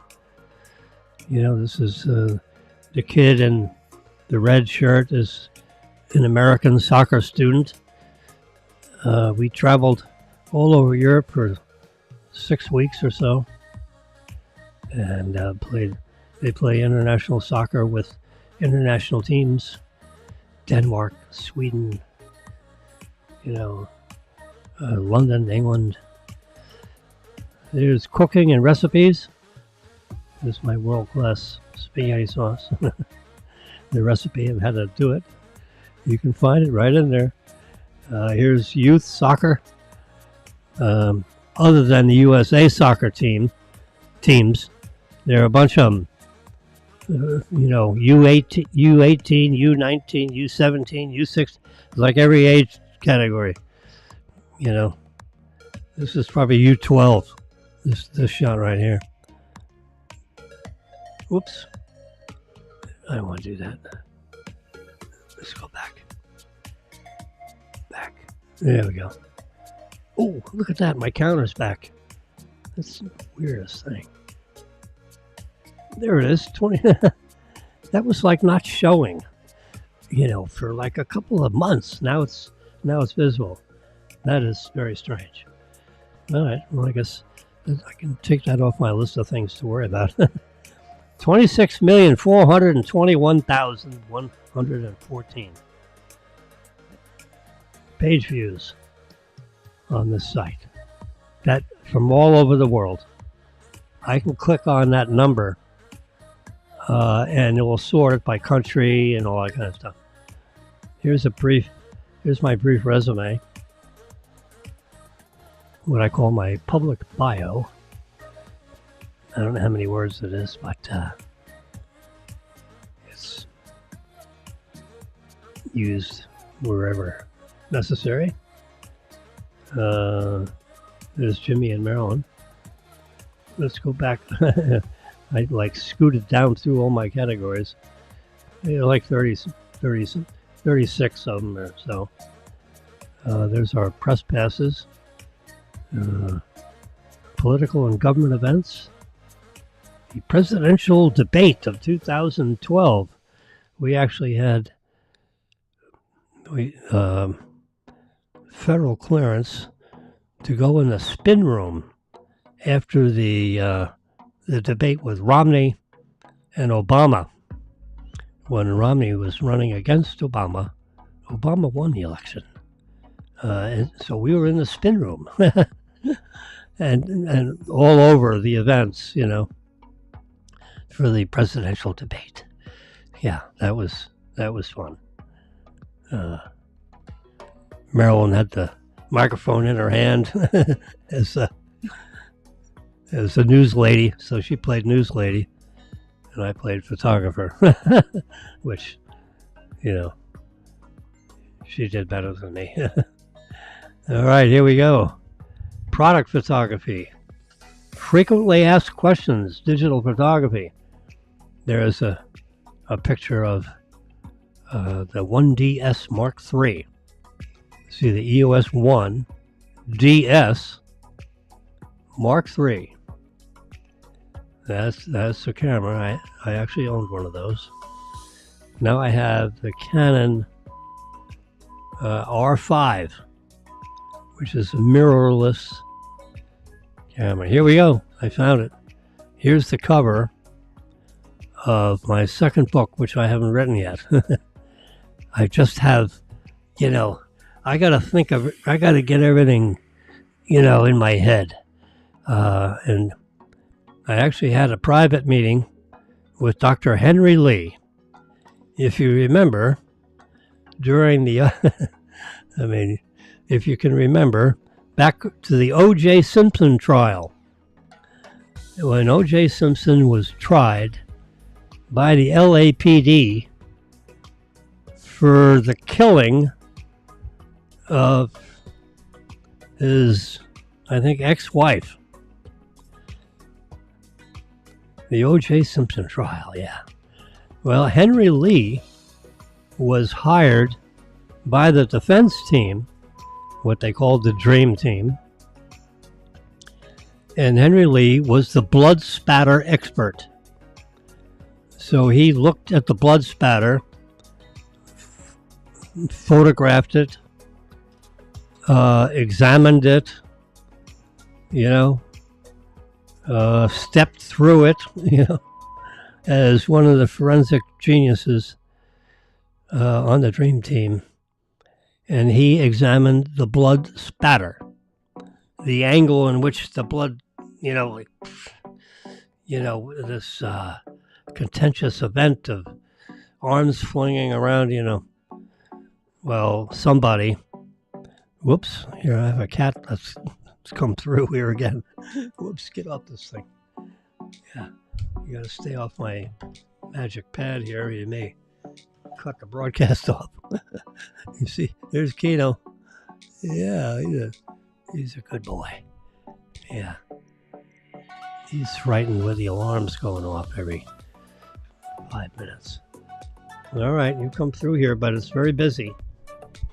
Yeah, you have to tuck under that and step over this. And I moved my pad over here, so because I'm a right-hander when it comes to the touchpad. I got to use my right hand. I'm a righty when it comes to being in the station here. Yeah. Yes, sir. He's all in now. Now you're going to have to get down somehow. Yeah. Yeah. Poor guy's scared of the alarms going off. He's come through. Yeah. He's a good boy. Their ears are very sensitive and the alarm is very noisy. It's too loud. Anyway, so I was talking about, see? Whoops. He turned around and left me. Good. He said, it's too busy over here. Well, that's what I tried to tell you. Anyway, so here's my book. So I got I got the tail still hanging out here. We got the butt end coming through. There we go. There we got the tail. Dr. Henry Lee, he awarded me with this pin, which I'm showing you, sort of. Yeah, it's out of focus. This is has Dr. Henry Lee on here. And this is like the police badge pin, gold pin thing here, and it says the CST, the Connecticut. You know, this is the Connecticut badge. You know, with his name on it. I put it on this little thingy and it sticks up. He gives, like, the leader, the head person in the class, he gives this pin to. So 1 year he gave it to me. When I visited, he did a class. I think it was, you know, at the Boca Hotel. And I went over there and sat in the classroom.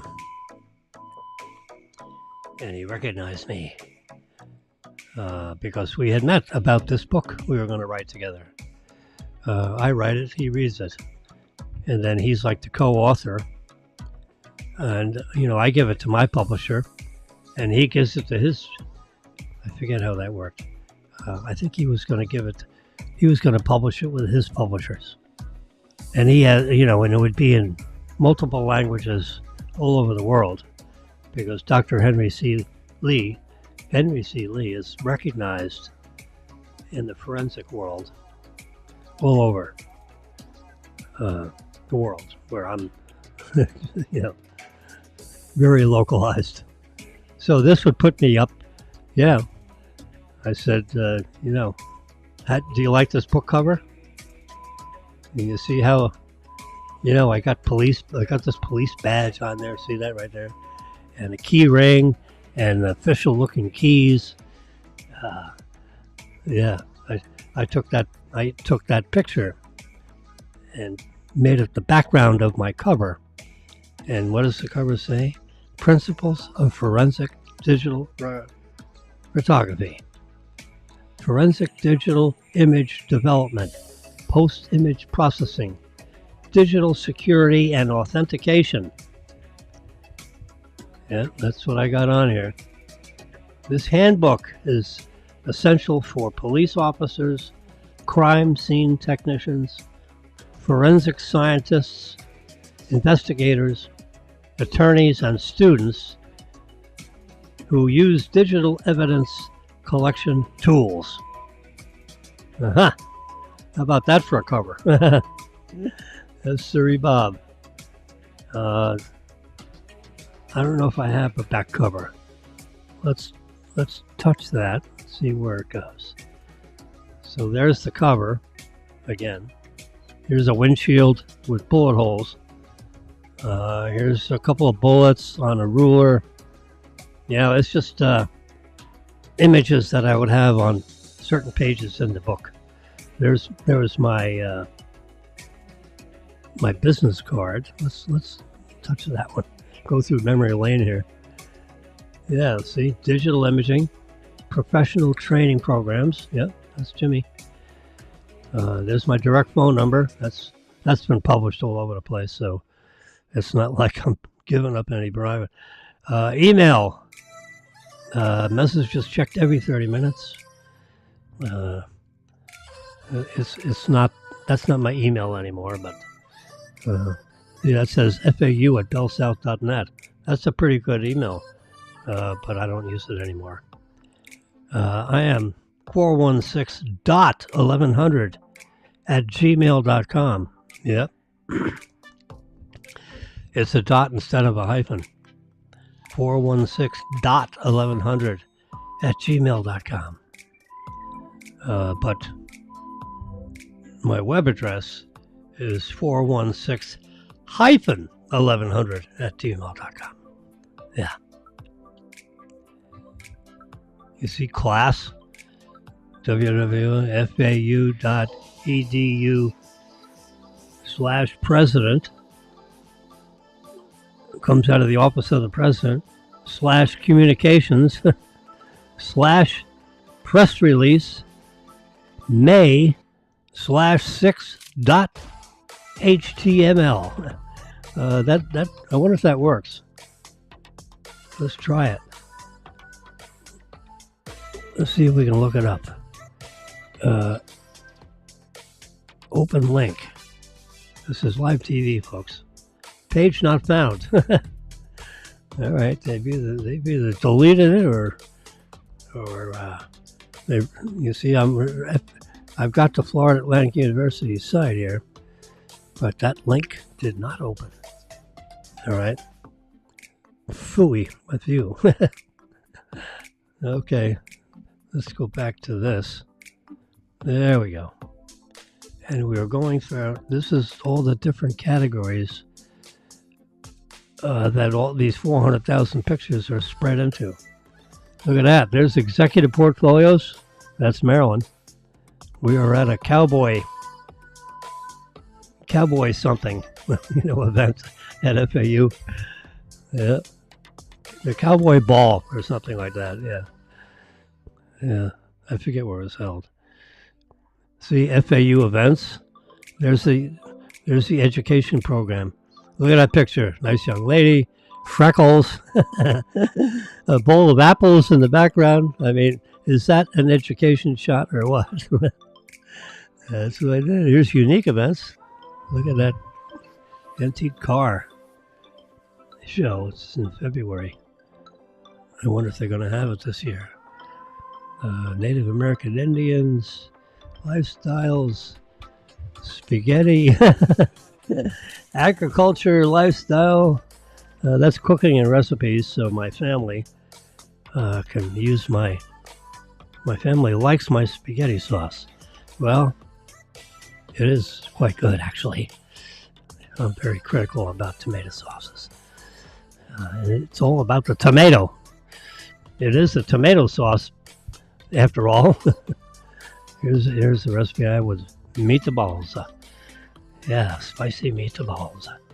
You got to be a little Italian. There's USA Soccer. There's youth soccer. That's my son, by the way, in purple. That's Daniel, when he was a younger, shorter kid. Now he's 6'4". Looks down on me. Trump's kid is like 6'9". That's really tall. There's NCAA soccer championships, which I've taken. Yeah, that's ladies soccer, obviously. That's men's soccer, NCAA conference championship. Look at that.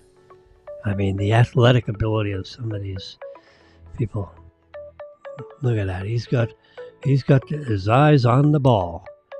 You can't hit it unless you see it. Look at this guy. Look at this soccer move. They're on top of each other, under each other. Look at this guy. He wants to get that ball. The ball is out of the picture, I'm sorry to say, or otherwise that would really be a shot. Lynn University sport events, yeah. Exotic plants and animals, digital cameras, travel photography, product photography. Look at that martini. Special martinis. Look at the lighting. That's Jimmy. Jimmy took that picture. Jimmy took all these pictures.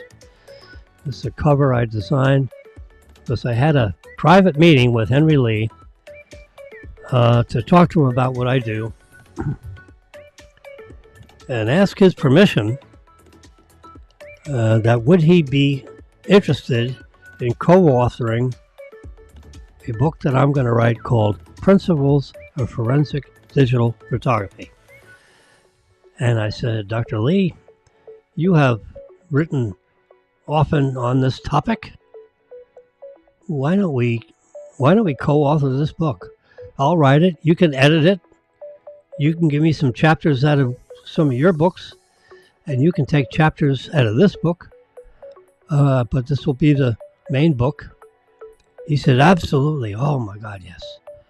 And we'll print it in several languages. I got, publishers all over the world that will take this, and we can share in the royalties. So it was very generous gentleman. I've met him several times since then. Let's see if that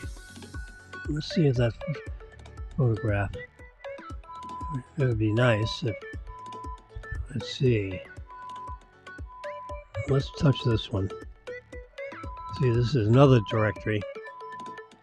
I'm looking to see if I have the picture. Look, oh yeah, I did. That's the back cover, or a portion of the back cover. Looks like that. The key with that number on it. That's actually my mailbox key.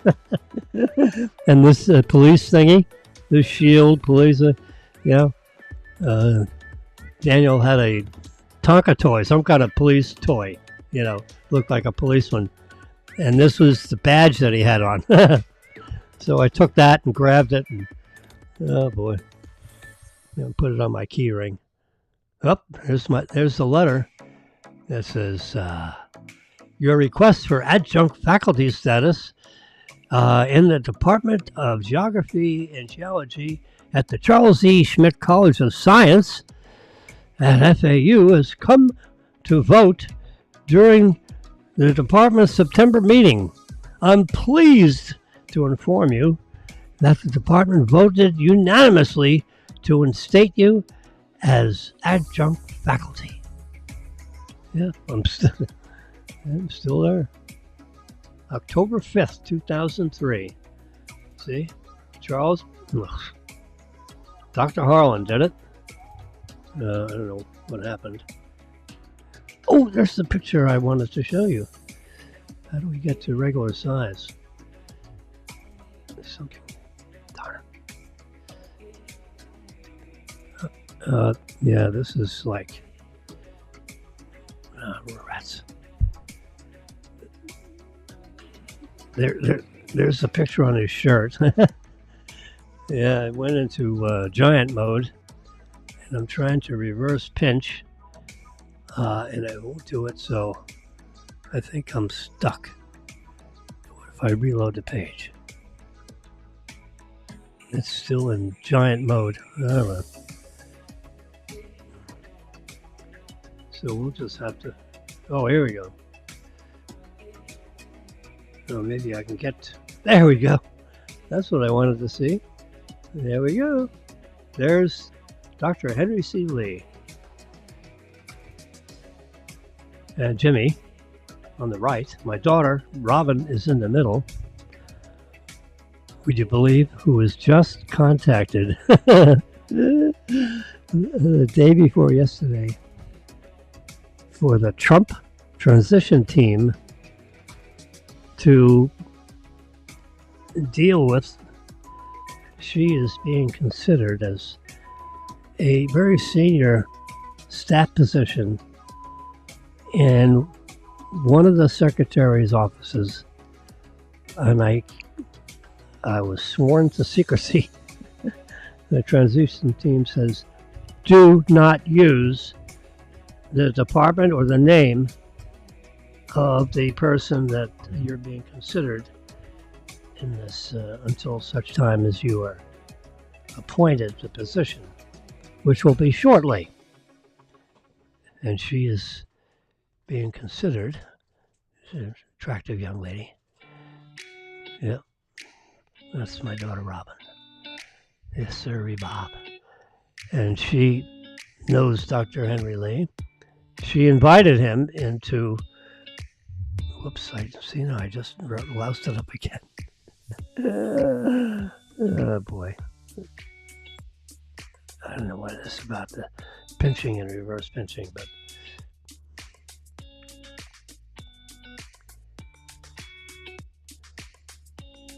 sorry for this inconvenience.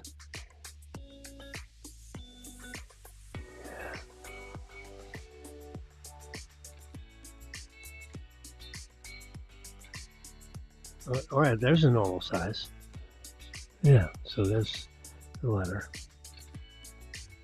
There's the back cover of the book. There's the front cover of the book in the proper aspect ratio of the cover. Because it's not square image. It's a, that's the shape of the book. In the proper aspect ratio, as they. But you see, that police thing that says police on it, that came off of one of Daniel's, action images, action character. Yeah. And that's so I put it on my key ring. I took it, from the action figure, put it on my key ring. Yeah, they're the police keys. And then that's my mailbox key over there with the long number on it. And then there's this other schlag key. I just threw it down on the desktop with a black background on black paper and took the picture, zoomed in on it real tight. And then I, wrote all around it. That's the front cover. That's the back cover. A lot more information on the back cover. You see the logos down on the bottom, which I created for this book I wrote, or writing, in concept. So I have it like in the concept. But now I got to sit down and do the table of contents. I mean, that's how I have to organize my head to write a book. Where do you start? Well, I started by creating the cover and the back. Right? You start from the front to the back. Now you got to put the middle stuff, the 200 pages in the middle, or whatever. So that's the cover, that's the back. I made glossy photos of that, and I had it in my briefcase. And I whipped them out when I was talking to Henry Lee, and I said, "This is what I imagine the cover is going to look like. I've done the cover art. That's going to be the cover." And I got your name in there. It's in bigger type than mine, so that because James L. Wilson has more characters in it than yours. Is that okay that way?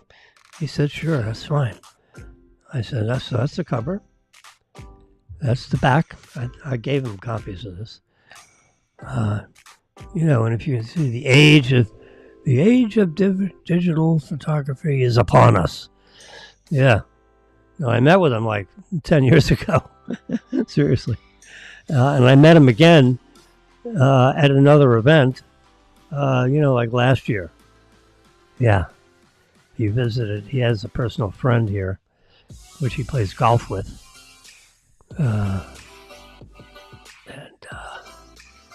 They invited me to play golf. I didn't do it for some reason. The science of digital imaging has been developed initially in the world of astronomy, and more recently by NASA, in the 1990s. Yes, sir. Law enforcement agencies visualize the advantages of digital photography with all its, so you can read all that. But anyway, so I got the cover in the back. I got to do the table of contents, at least get some of the, I got to get the first 10 chapters, kind of like, name the chapters. How am I going to divide up this huge topic? But you can see these different paragraphs. Each one of these paragraphs can be a whole chapter. So I may use, these topics that I mentioned in the back cover here, and make each of those a chapter or two. Because there's several sentences in each. I could divide this paragraph up, the first sentence and the second sentence, and make a chapter on each sentence. It's a pretty There's a lot to talk about with these. Every sentence is a chapter, really. And I want to write it, in mind that crime scene technicians in police departments that are going to deal with these images, I want to write chapters that's going to help them. One of them is authenticity. And the image has to be authentic. And it can't be altered. And we have to have techniques to demonstrate that they have not been altered. Okay? And there's ways of doing that.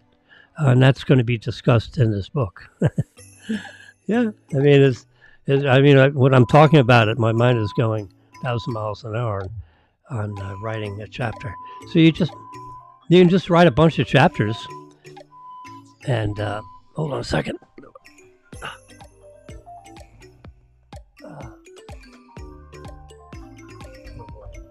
I think I'll let that ring. That's the Boca Raton Regional Hospital calling from Maryland. They want her to set an appointment. It's time for her annual physical. But I can't do that.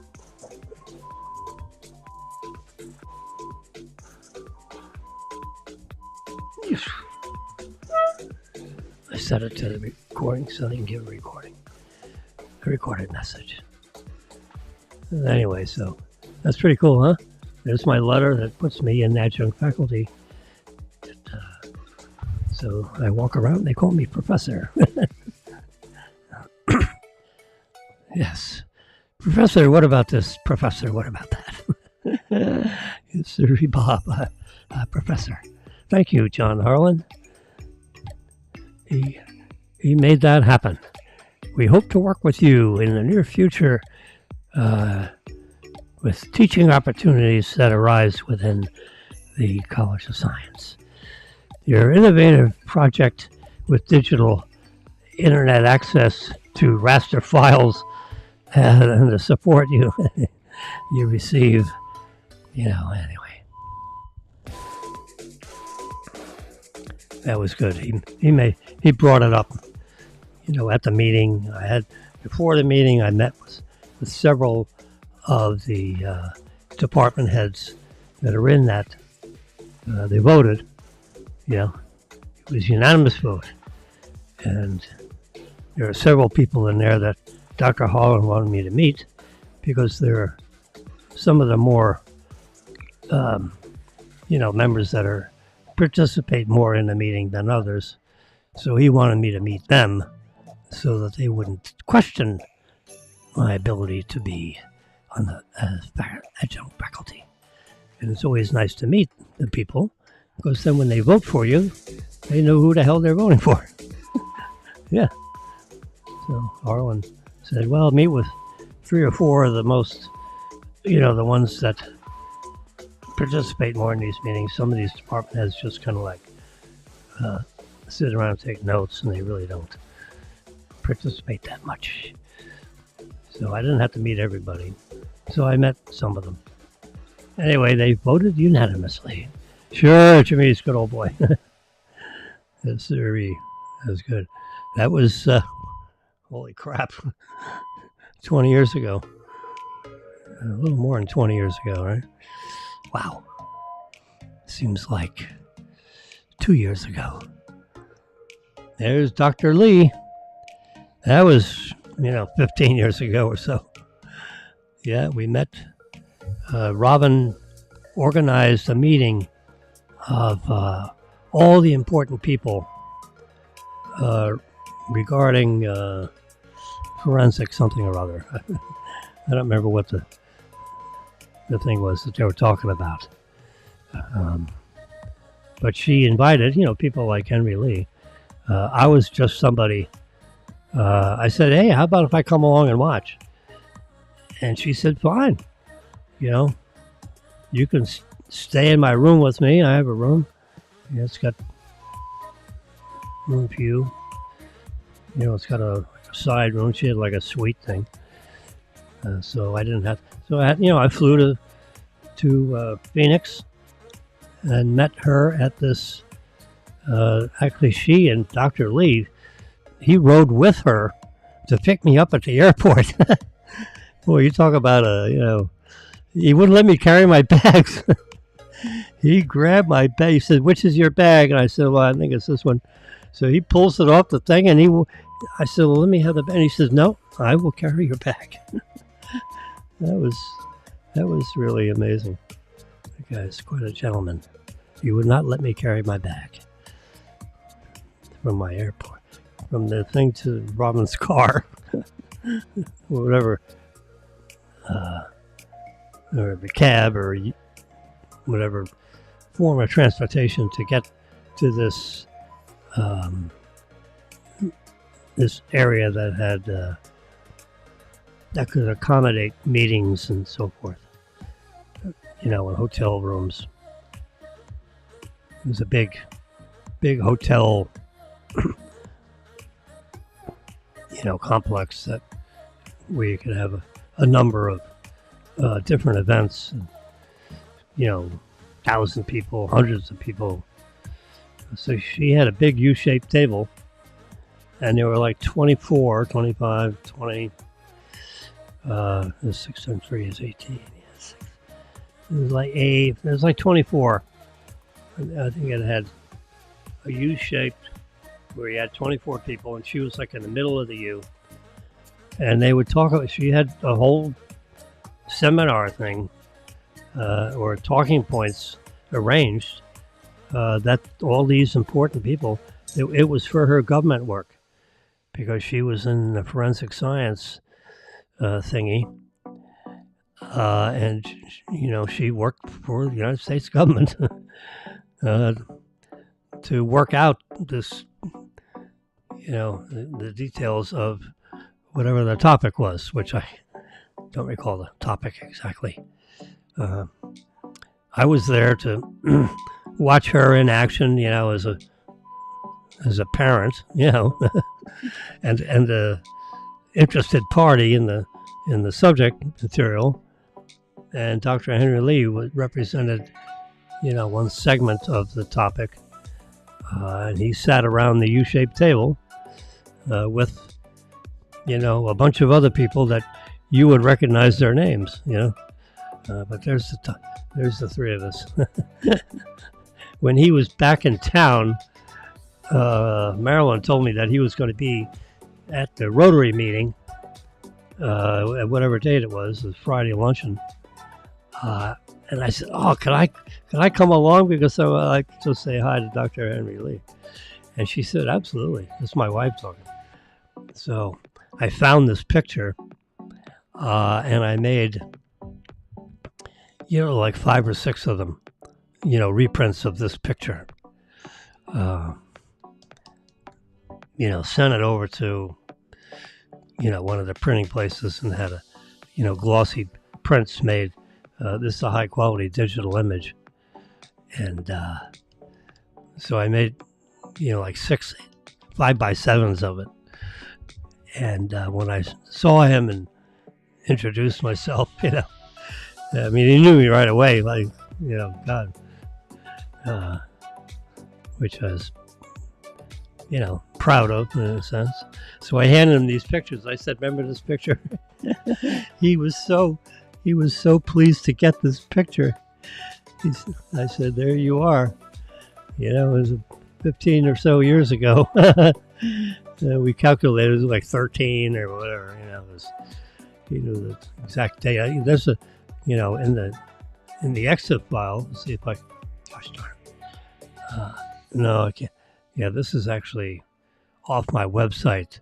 This is not the digital image. No, on my computer. But there is this digital image in this computer. But I can find it faster on my website because all the pictures are organized by topic. Yeah, and subtopics and sub. This is like 3 or 4 levels maybe to get to this image. If we touch on this bar up top, yeah, look, 416-1100, and then we got forensic digital photography as a subtopic, and then we have law enforcement as a subtopic, and there's probably more than that. but I can only see that amount. Yeah, you can see it up top there. Yepper. Okay, that's enough of that. Let me get back to these photographs, because here's something I want to talk about. Where is it? There it is, right there. Now, I know how hard all of you worked to prepare all this, the turkey and all the fixings and the stuffing, and you had the ham, and you got the beans and the carrots over here, and there's another casserole dish. You got some mashed potatoes. There's a turkey breast that's sliced and seasoned to perfection. There's the cranberry stuff. Guess what? It all has to hit the trash today, unless you froze it. This is it. Matter of fact, what's this, Wednesday? This stuff does, a week is it, babes. So let your nose be your guide. Because if it smells a little goofy, you got to get rid of it. I mean, it's time's up. The gravy, using turkey drippings or whatever. I'm team gravy. I'm team meat and team gravy. We have team potato. We have team veggies. So this is a digital image, and I got this Tuesday, December 3rd. So I actually got this image yesterday at 7:43 p.m. and it's logged in my system as the creation date of that image. Time's up. I created this image is here because I'm telling you that after putting so much effort into the beloved Thanksgiving recipe, you want to make sure nothing goes to waste. But, if your refrigerator, even if your refrigerator is set at least 40 degrees or lower, this is it. You can freeze it. You should have froze it a couple of days ago. You can't. It's too late to freeze it because it's already at the date. We are one day actually past the safe date of all this stuff that you worked so hard to create. Sorry about that. So if I've got stuff in my refrigerator today that I have to pitch, and it looks beautiful, but it's got to go deep. No more.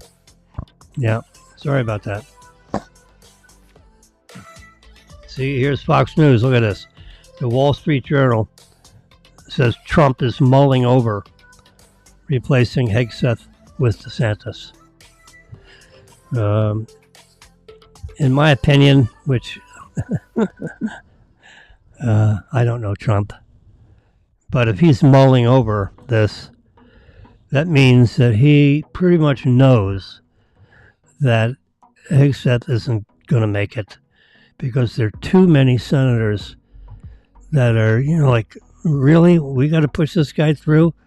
He's got sexual assault charges that were brought against him, albeit he wasn't charged with anything, but, she filed a complaint and actually went to the police, filing assault charges and showed evidences on her body, bruised inside her thigh or something. I read part of the police report, Jesus, and then other people are coming up saying that he drinks too much, I don't know if the senators are going to, really going to have this in a public hearing. I don't think so. So, I'm just the guy sitting here in Boca Raton. And I certainly have not contacted any of the senators for this cabinet position, or any cabinet position for that matter. But I think Pete Hegseth, as interesting a candidate as he was, I'm confident that the transition team was not aware of this background, other than the fact that he went through a difficult divorce. That's it. I went through a difficult divorce. That's all he's going to say. But he didn't get into this. This young lady filed an assault charge on me, but the police never did anything about it. It was investigated, and the case was dropped. But it's a public record that some citizen girl that you met in a bar. I mean, I'm just, you met this girl in a bar, and then the two of you decided to go to your hotel room so that you could do things that you couldn't do at the bar. Like maybe take your clothes off or whatever, I don't know. I don't think they went up to his hotel room to sip tea. You can use your imagination, which I'm not going to go through the infinite number of possibilities when you invite a lady up to your hotel room. I can tell you that Marilyn, I don't think she'd be happy for me to tell her, oh, by the way, I invited a young lady up to my hotel room. And then later I was charged with assault. I think Marilyn would be really unhappy. She'd look at me and say, are you kidding? He's going through a difficult divorce, or went through it. I don't know if it was before, during, or after this divorce, that this encounter was with this young lady of senior age, not she was not underage. So you guess 20 or over. I don't know. Yeah, he's 50, right? I think. So maybe he's 40 at the time. So how young can the girl be? But she was at this conference that he was asked to speak at, which he did speak at. He had a speaking role of some sort at this conference. And he met this lady at the bar after, there's a multi-day session thing. You had people staying in the hotel. And so he had a tryst, with this young lady. And then she filed assault charges on him. Oh, boy. Phew. So I think he's a goner. And the transition team, or Trump, maybe even Trump himself, spoke to DeSantis and asked him if he would consider being selected as the nominee for the Secretary of Defense of the United States of America. Big, huge job. I mean, you're like one of the prime people that I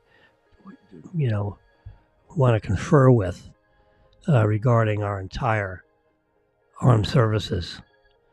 So you have to, you got to get rid of this woke thing, and you got to sift through, you got to straighten out this Defense Department. Because it's not being run right with this administration. And here's all the topics of the way in which I think it's not being run right. That's what he has to do. And I'm sure that conversation has been had. And now the transition team is what I would call floating the name. He's putting it out there in the cyber world. which they'll report it. And now this news broadcast and others will land on the desk, because senators are human beings. They get up in the morning, they go to the kitchen, and they turn on their flat screen and watch some news while they're having their coffee and crumpet before they clean themselves up and head over to the Senate office building. Everybody wakes up in the morning and they have a cup of coffee. In my case, I have a cup of hot tea. Marilyn takes a big thing. This is 20 ounce. She has a 32 ounce or 33 ounce one of these thermos things. I fill it up with ice and put fresh tea in it. I make tea for her. So there's 2 Erlenmeyer flasks. I'm a chemical guy, so everyone's got plastic jugs. I have Erlenmeyer flasks in the refrigerator full of tea. Yes, they're 1 liter Erlenmeyer flasks. It's a flask that's shaped like a triangle sort of thing. And it has tea in it. So I have 2 liters of tea in the refrigerator right now, fresh tea. Every time a liter is used, I create another liter of tea. And we cycle between the 2 Erlenmeyer flasks for her hot tea. Anyway, so everybody gets up in the morning, they turn on their either their little tiny flat screen that's sitting in the countertop of their kitchen, or it's a 75-inch screen on one of the walls that someone could see from the sitting area in or around the kitchen while you're sipping your hot coffee or your warm tea, or sipping on an orange juice or whatever. Before you tighten up your tie, you go down for your tea or coffee. And you're going to see this broadcast. And when Trump says he's mulling the, while Trump mulls replacing, this is like a headline news thing here, mulls replacing Hegseth with DeSantis, which means Hegseth is going to say, my background is creating too much of a distraction. I don't want to, it's the Trump administration. He writes a 1-page, I'll see you later thing. And he packs it back up to wherever he lives. And now he doesn't have a job at Fox News, and he's not going to be considered for the Senate, for the, a cabinet position. They may slot him in some other position in the administration, a senior advisor on military affairs. He'll probably be offered something like that, because if he doesn't, either that or he's tossed out of concern, he's just gone, and he doesn't have a job. I think he's, I guess he's independently wealthy, but you want to be doing something, and he's not at Fox anymore. And they probably wouldn't hire him back now that they know, that he's got these charges in his background. You wouldn't know it, but for the publicity. And that's the problem, when you're going to go up against the opposition press. They dig. You think back in your past and you just don't think of such things. But I'm sure, you are actually investigated by a police department because you're accused of assault. That is an unforgettable event. And he should have told, the transition team about this and let them investigate it. Maybe he did, and the Trump team said, well, let's see what happens with the senators. But the press is going to be all over this. I'm just trying to think of all the possible scenarios of this.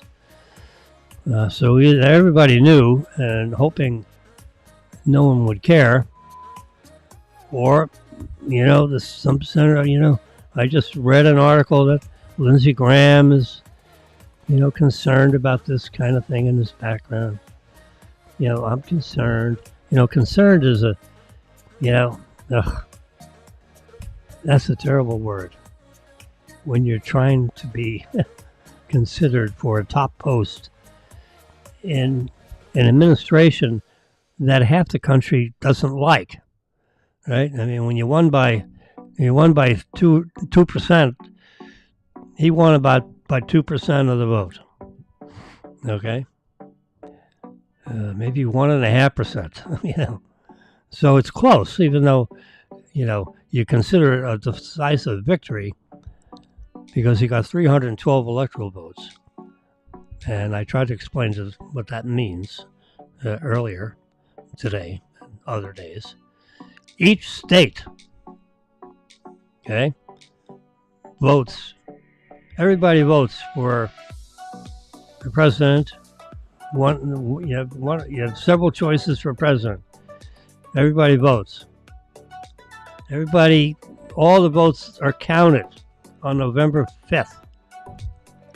And hopefully it just takes the November 5th to get 99% of the votes in. And if you got 99% of the votes in, and you got one candidate that won by 2 or 3 points, then even if you get after that 1% that's remaining,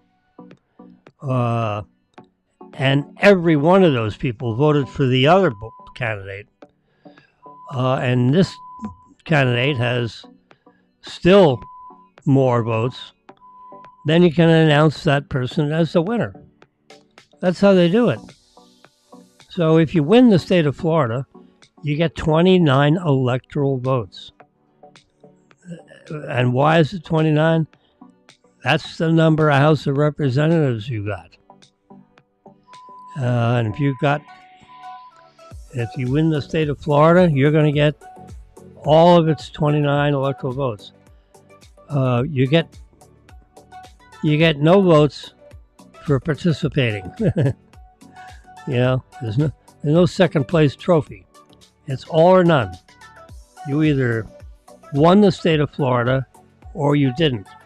It's virtually impossible to get a tie, although it's mathematically possible. So, in which case you'd alternate between, members, or you increase the height. We're going to have the same kind of Florida cover image that's used in TV broadcasts, and we're going to focus tighter. Anyway, so you get 29 electoral votes in Florida. So that's how you get the 312 electoral votes. 29 of them came from Florida. 28 or 27 in the state of New York, went to the other candidate, Kamala Harris. And, Trump got Florida. She got New York. She got California. She got Illinois. So she got all those electoral votes. So now you got to add up all the votes from the armed services. They get sent into each of the candidates' office. On whether you won the state of Florida or not. It includes all the voting from the military that is sent into you. And then you got all the votes that came in the mail. Some states say as long as it was postmarked, on election day. Well, where's the ballot? You know, to me, the rule should be the ballots have to be in the hands of the polling office by before 7 p.m. on Tuesday, on November 5th. And if the ballot is in, even though it was mailed in, then you count it. It's not optional. You open it up, and you got 2 candidates in there. You don't have 3. It was fine now. It's just storage that we have in this truck. So that's where that stands. And right now, Hegseth is, unfortunately, get out of here. He's in the news. And DeSantis, get rid of your turkey stuff. Sorry, folks. When I end this broadcast, which I'm going to end any second now, because I've been yakking away here for 2 hours and 46 minutes. Holy mackerel. Well, we got into this Pete Hegseth stuff, and it's unfortunate. But that's just, it's just too much. They're not talking about his ability to run, the entire military-industrial complex. They're talking about his personal trysts, of 2018 and his nasty divorce. 2018, 2024. Holy, jeez. So that's 7 years ago. 7 years ago. Nasty divorce. 5 or 6 kids. Got kids coming out of his ears. And he's fooling around with other women. His wife apparently can't stand him anymore for whatever reason. And, maybe he's been beating her up. There's no news on that. But they had a very difficult divorce, whatever that means. So difficult because they couldn't figure out how to split up the assets, or difficult because he's womanizing. Yeah, I mean, that's the problem. Your mind goes into thinking about all these other damn things. And that will erode, the public is going to rise up and speak, so the New York people see this stuff, and they're going to be calling the senator's office and saying, "Hey, you can't have this guy, as the head of the Department of Defense. He's a womanizer. He's God, no wonder he doesn't want to have women, fighting in combat." Yeah, I mean, I'm totally making stuff up, but that's what happens. I mean, are you going to throw yourself in the soup? You can't have too much flavor. Now, DeSantis, he would be a relatively safe pick as far as fooling around. I don't know how else to put that, without getting vulgar, on the news here. But DeSantis, should be relatively clean from these kinds of things because he's been elected and reelected.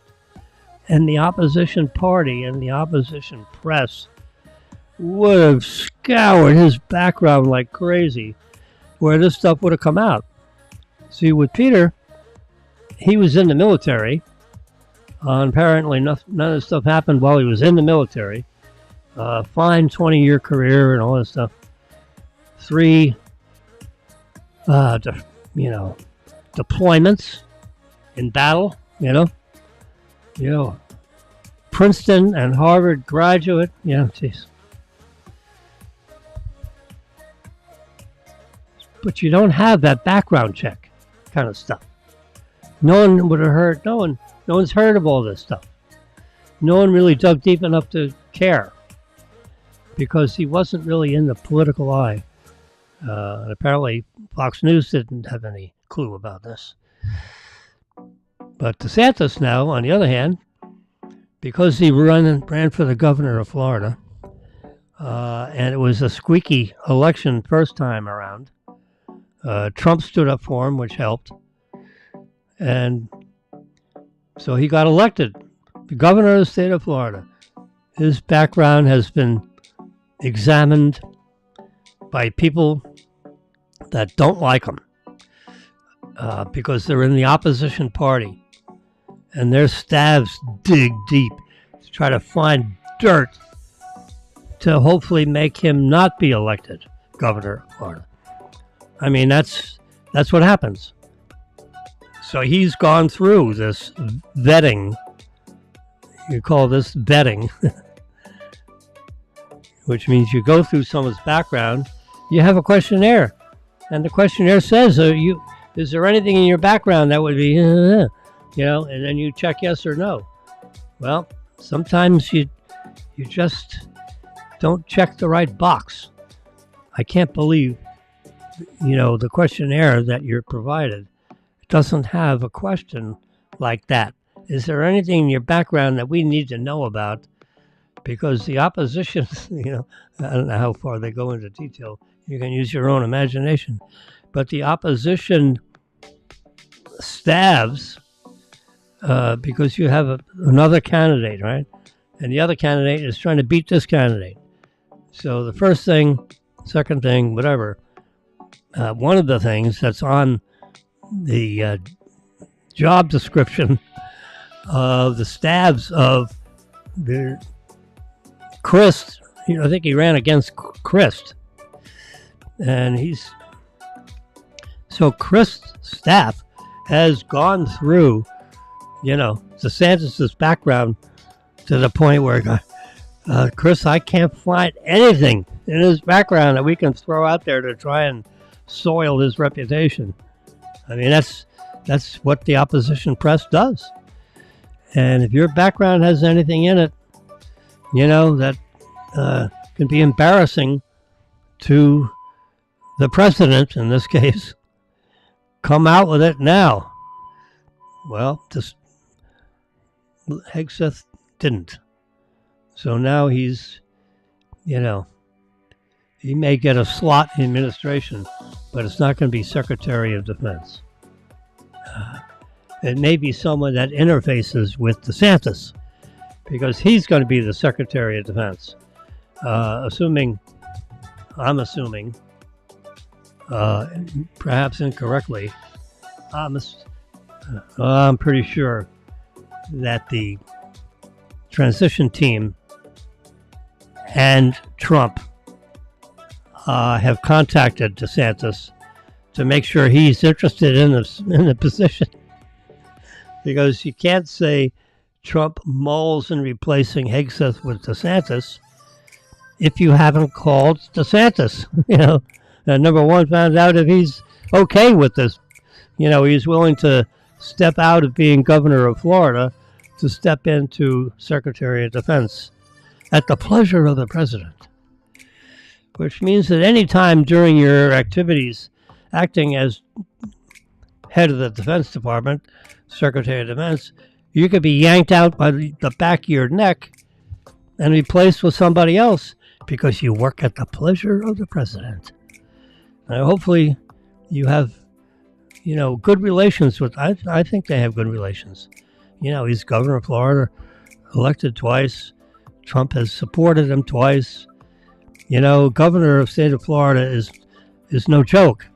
He's like the CEO of Florida. That's what you govern the entire state. There's only 100 of them in the whole United States structure. There's only 50 governors. There's 100 senators, and there's 435 congressmen. So when you're governor, you're number one of the state of Florida, and there are only 49 other people like you in the whole United States of America. So there's 49 of you, and you're governing the third largest state in the country. You just beat out, I think, New York. So it goes California, Texas, Florida. as far as size of state population. California, Texas, Florida, 1, 2, 3. So you're in the third largest state, and you are the number one executive officer of the state, of a very large state.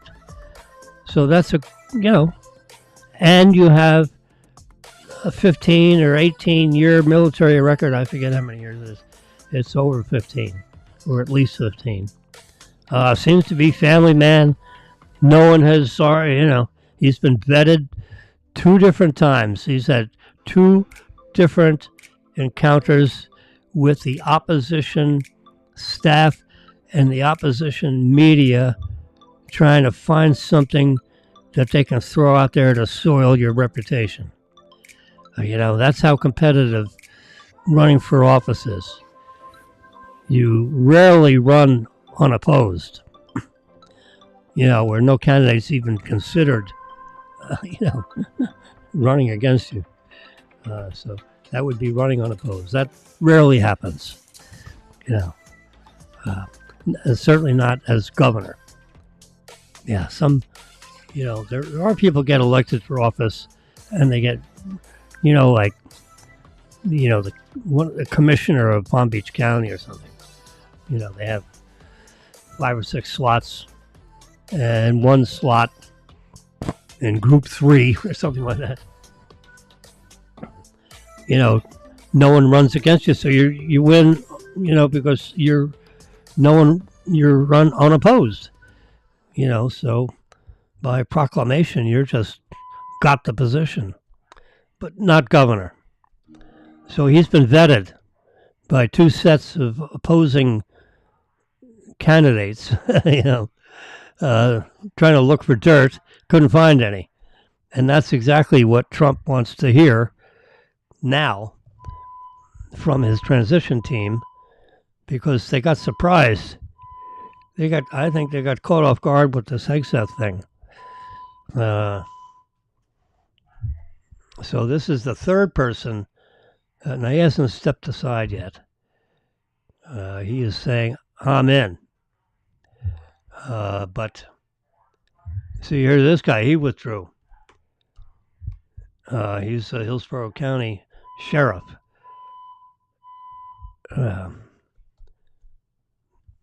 I'm thinking it's Hillsborough County in Tampa.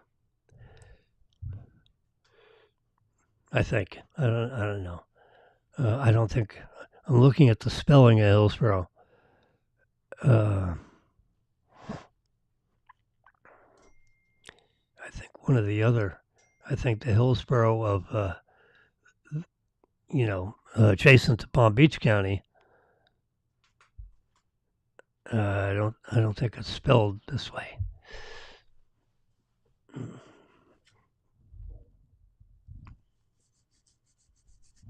Yeah.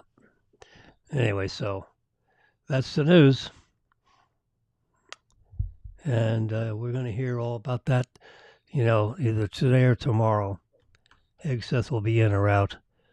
When you see a headline like this that originally broke from the Wall Street Journal, I'm told by these news people, and this was last night.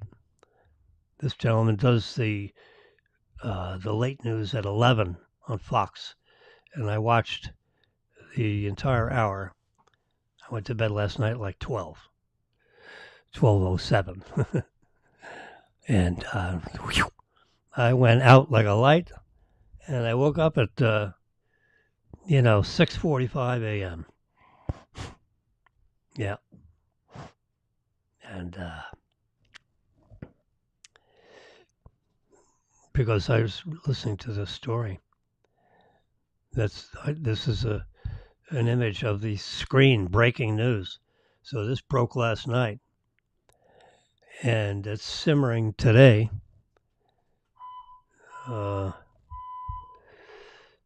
This is 11 o'clock p.m. yesterday. Yeah. He got him on the other end of the news. So he has I don't know what's in this background there. Looking at the background picture. I don't think that's Mar-a-Lago. I see this big building in the background. I don't know if you look at Mar-a-Lago, you see that big background. But anyway, Steve Ducey is talking about Peter Ducey, Steve, one of the Duceys, father-son deal at Fox News. Trump mulls. So when you have a reporter saying Trump is mulling, that came from the transition team. That's, in other words, I'm thinking of, hey, all you guys, I'm thinking of Hegseth, or I'm thinking of DeSantis. You got any reason why maybe I shouldn't do that? You know, I mean, that's the unspoken words. That's what you mean when you say mulls. And you are floating DeSantis' name out there. And does anyone know a reason why that shouldn't happen? Yeah. So that means if nothing comes in the back channels, there's Trump mulling. He's asking the legal, he's asking for the New York case to be dropped, for it to be dismissed. A jury has already found him guilty of a number of counts of nothing. I mean, it's a stupid case. It should have never been brought, and only because the jurors didn't want to argue about it long enough. There were several jurors that, just went along with it because they wanted to go home. Sorry to say. Get rid of your turkey stuff. And my devices here say that I've been yakking here for 3 hours and 2 minutes. Holy mackerel. Yep. I'm looking at this clock here, and I'm looking at this little. This is the live clock. Oh my God. Well, I'm sorry, I can't imagine any of you guys hanging in there for 3 hours. Or maybe you came in and just heard the last hour. Whatever. I try to make it entertaining, for your dining enjoyment. But I think we should call it a day. And I'll try and figure out what I'm going to talk about tomorrow, which is Thursday. And this alarm crap is going to be going on tomorrow too, I understand. They're at lunch break, and I don't hear any more alarms. So I'm going to go back into my and watch this broadcast, in the first hour, and listen for this alarm to see if it's too disturbing for everybody. I could barely hear it. So I think this microphone sheltered us from the sound of the alarm in the building. Yeah. You hear that on live broadcasts, All right. So my music has run out, for God's sakes. I have actually gone past, because my background sound of Epidemic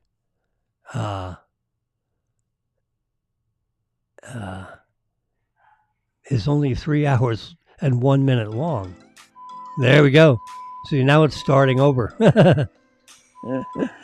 Yeah, I lost my music because I talk longer than the music.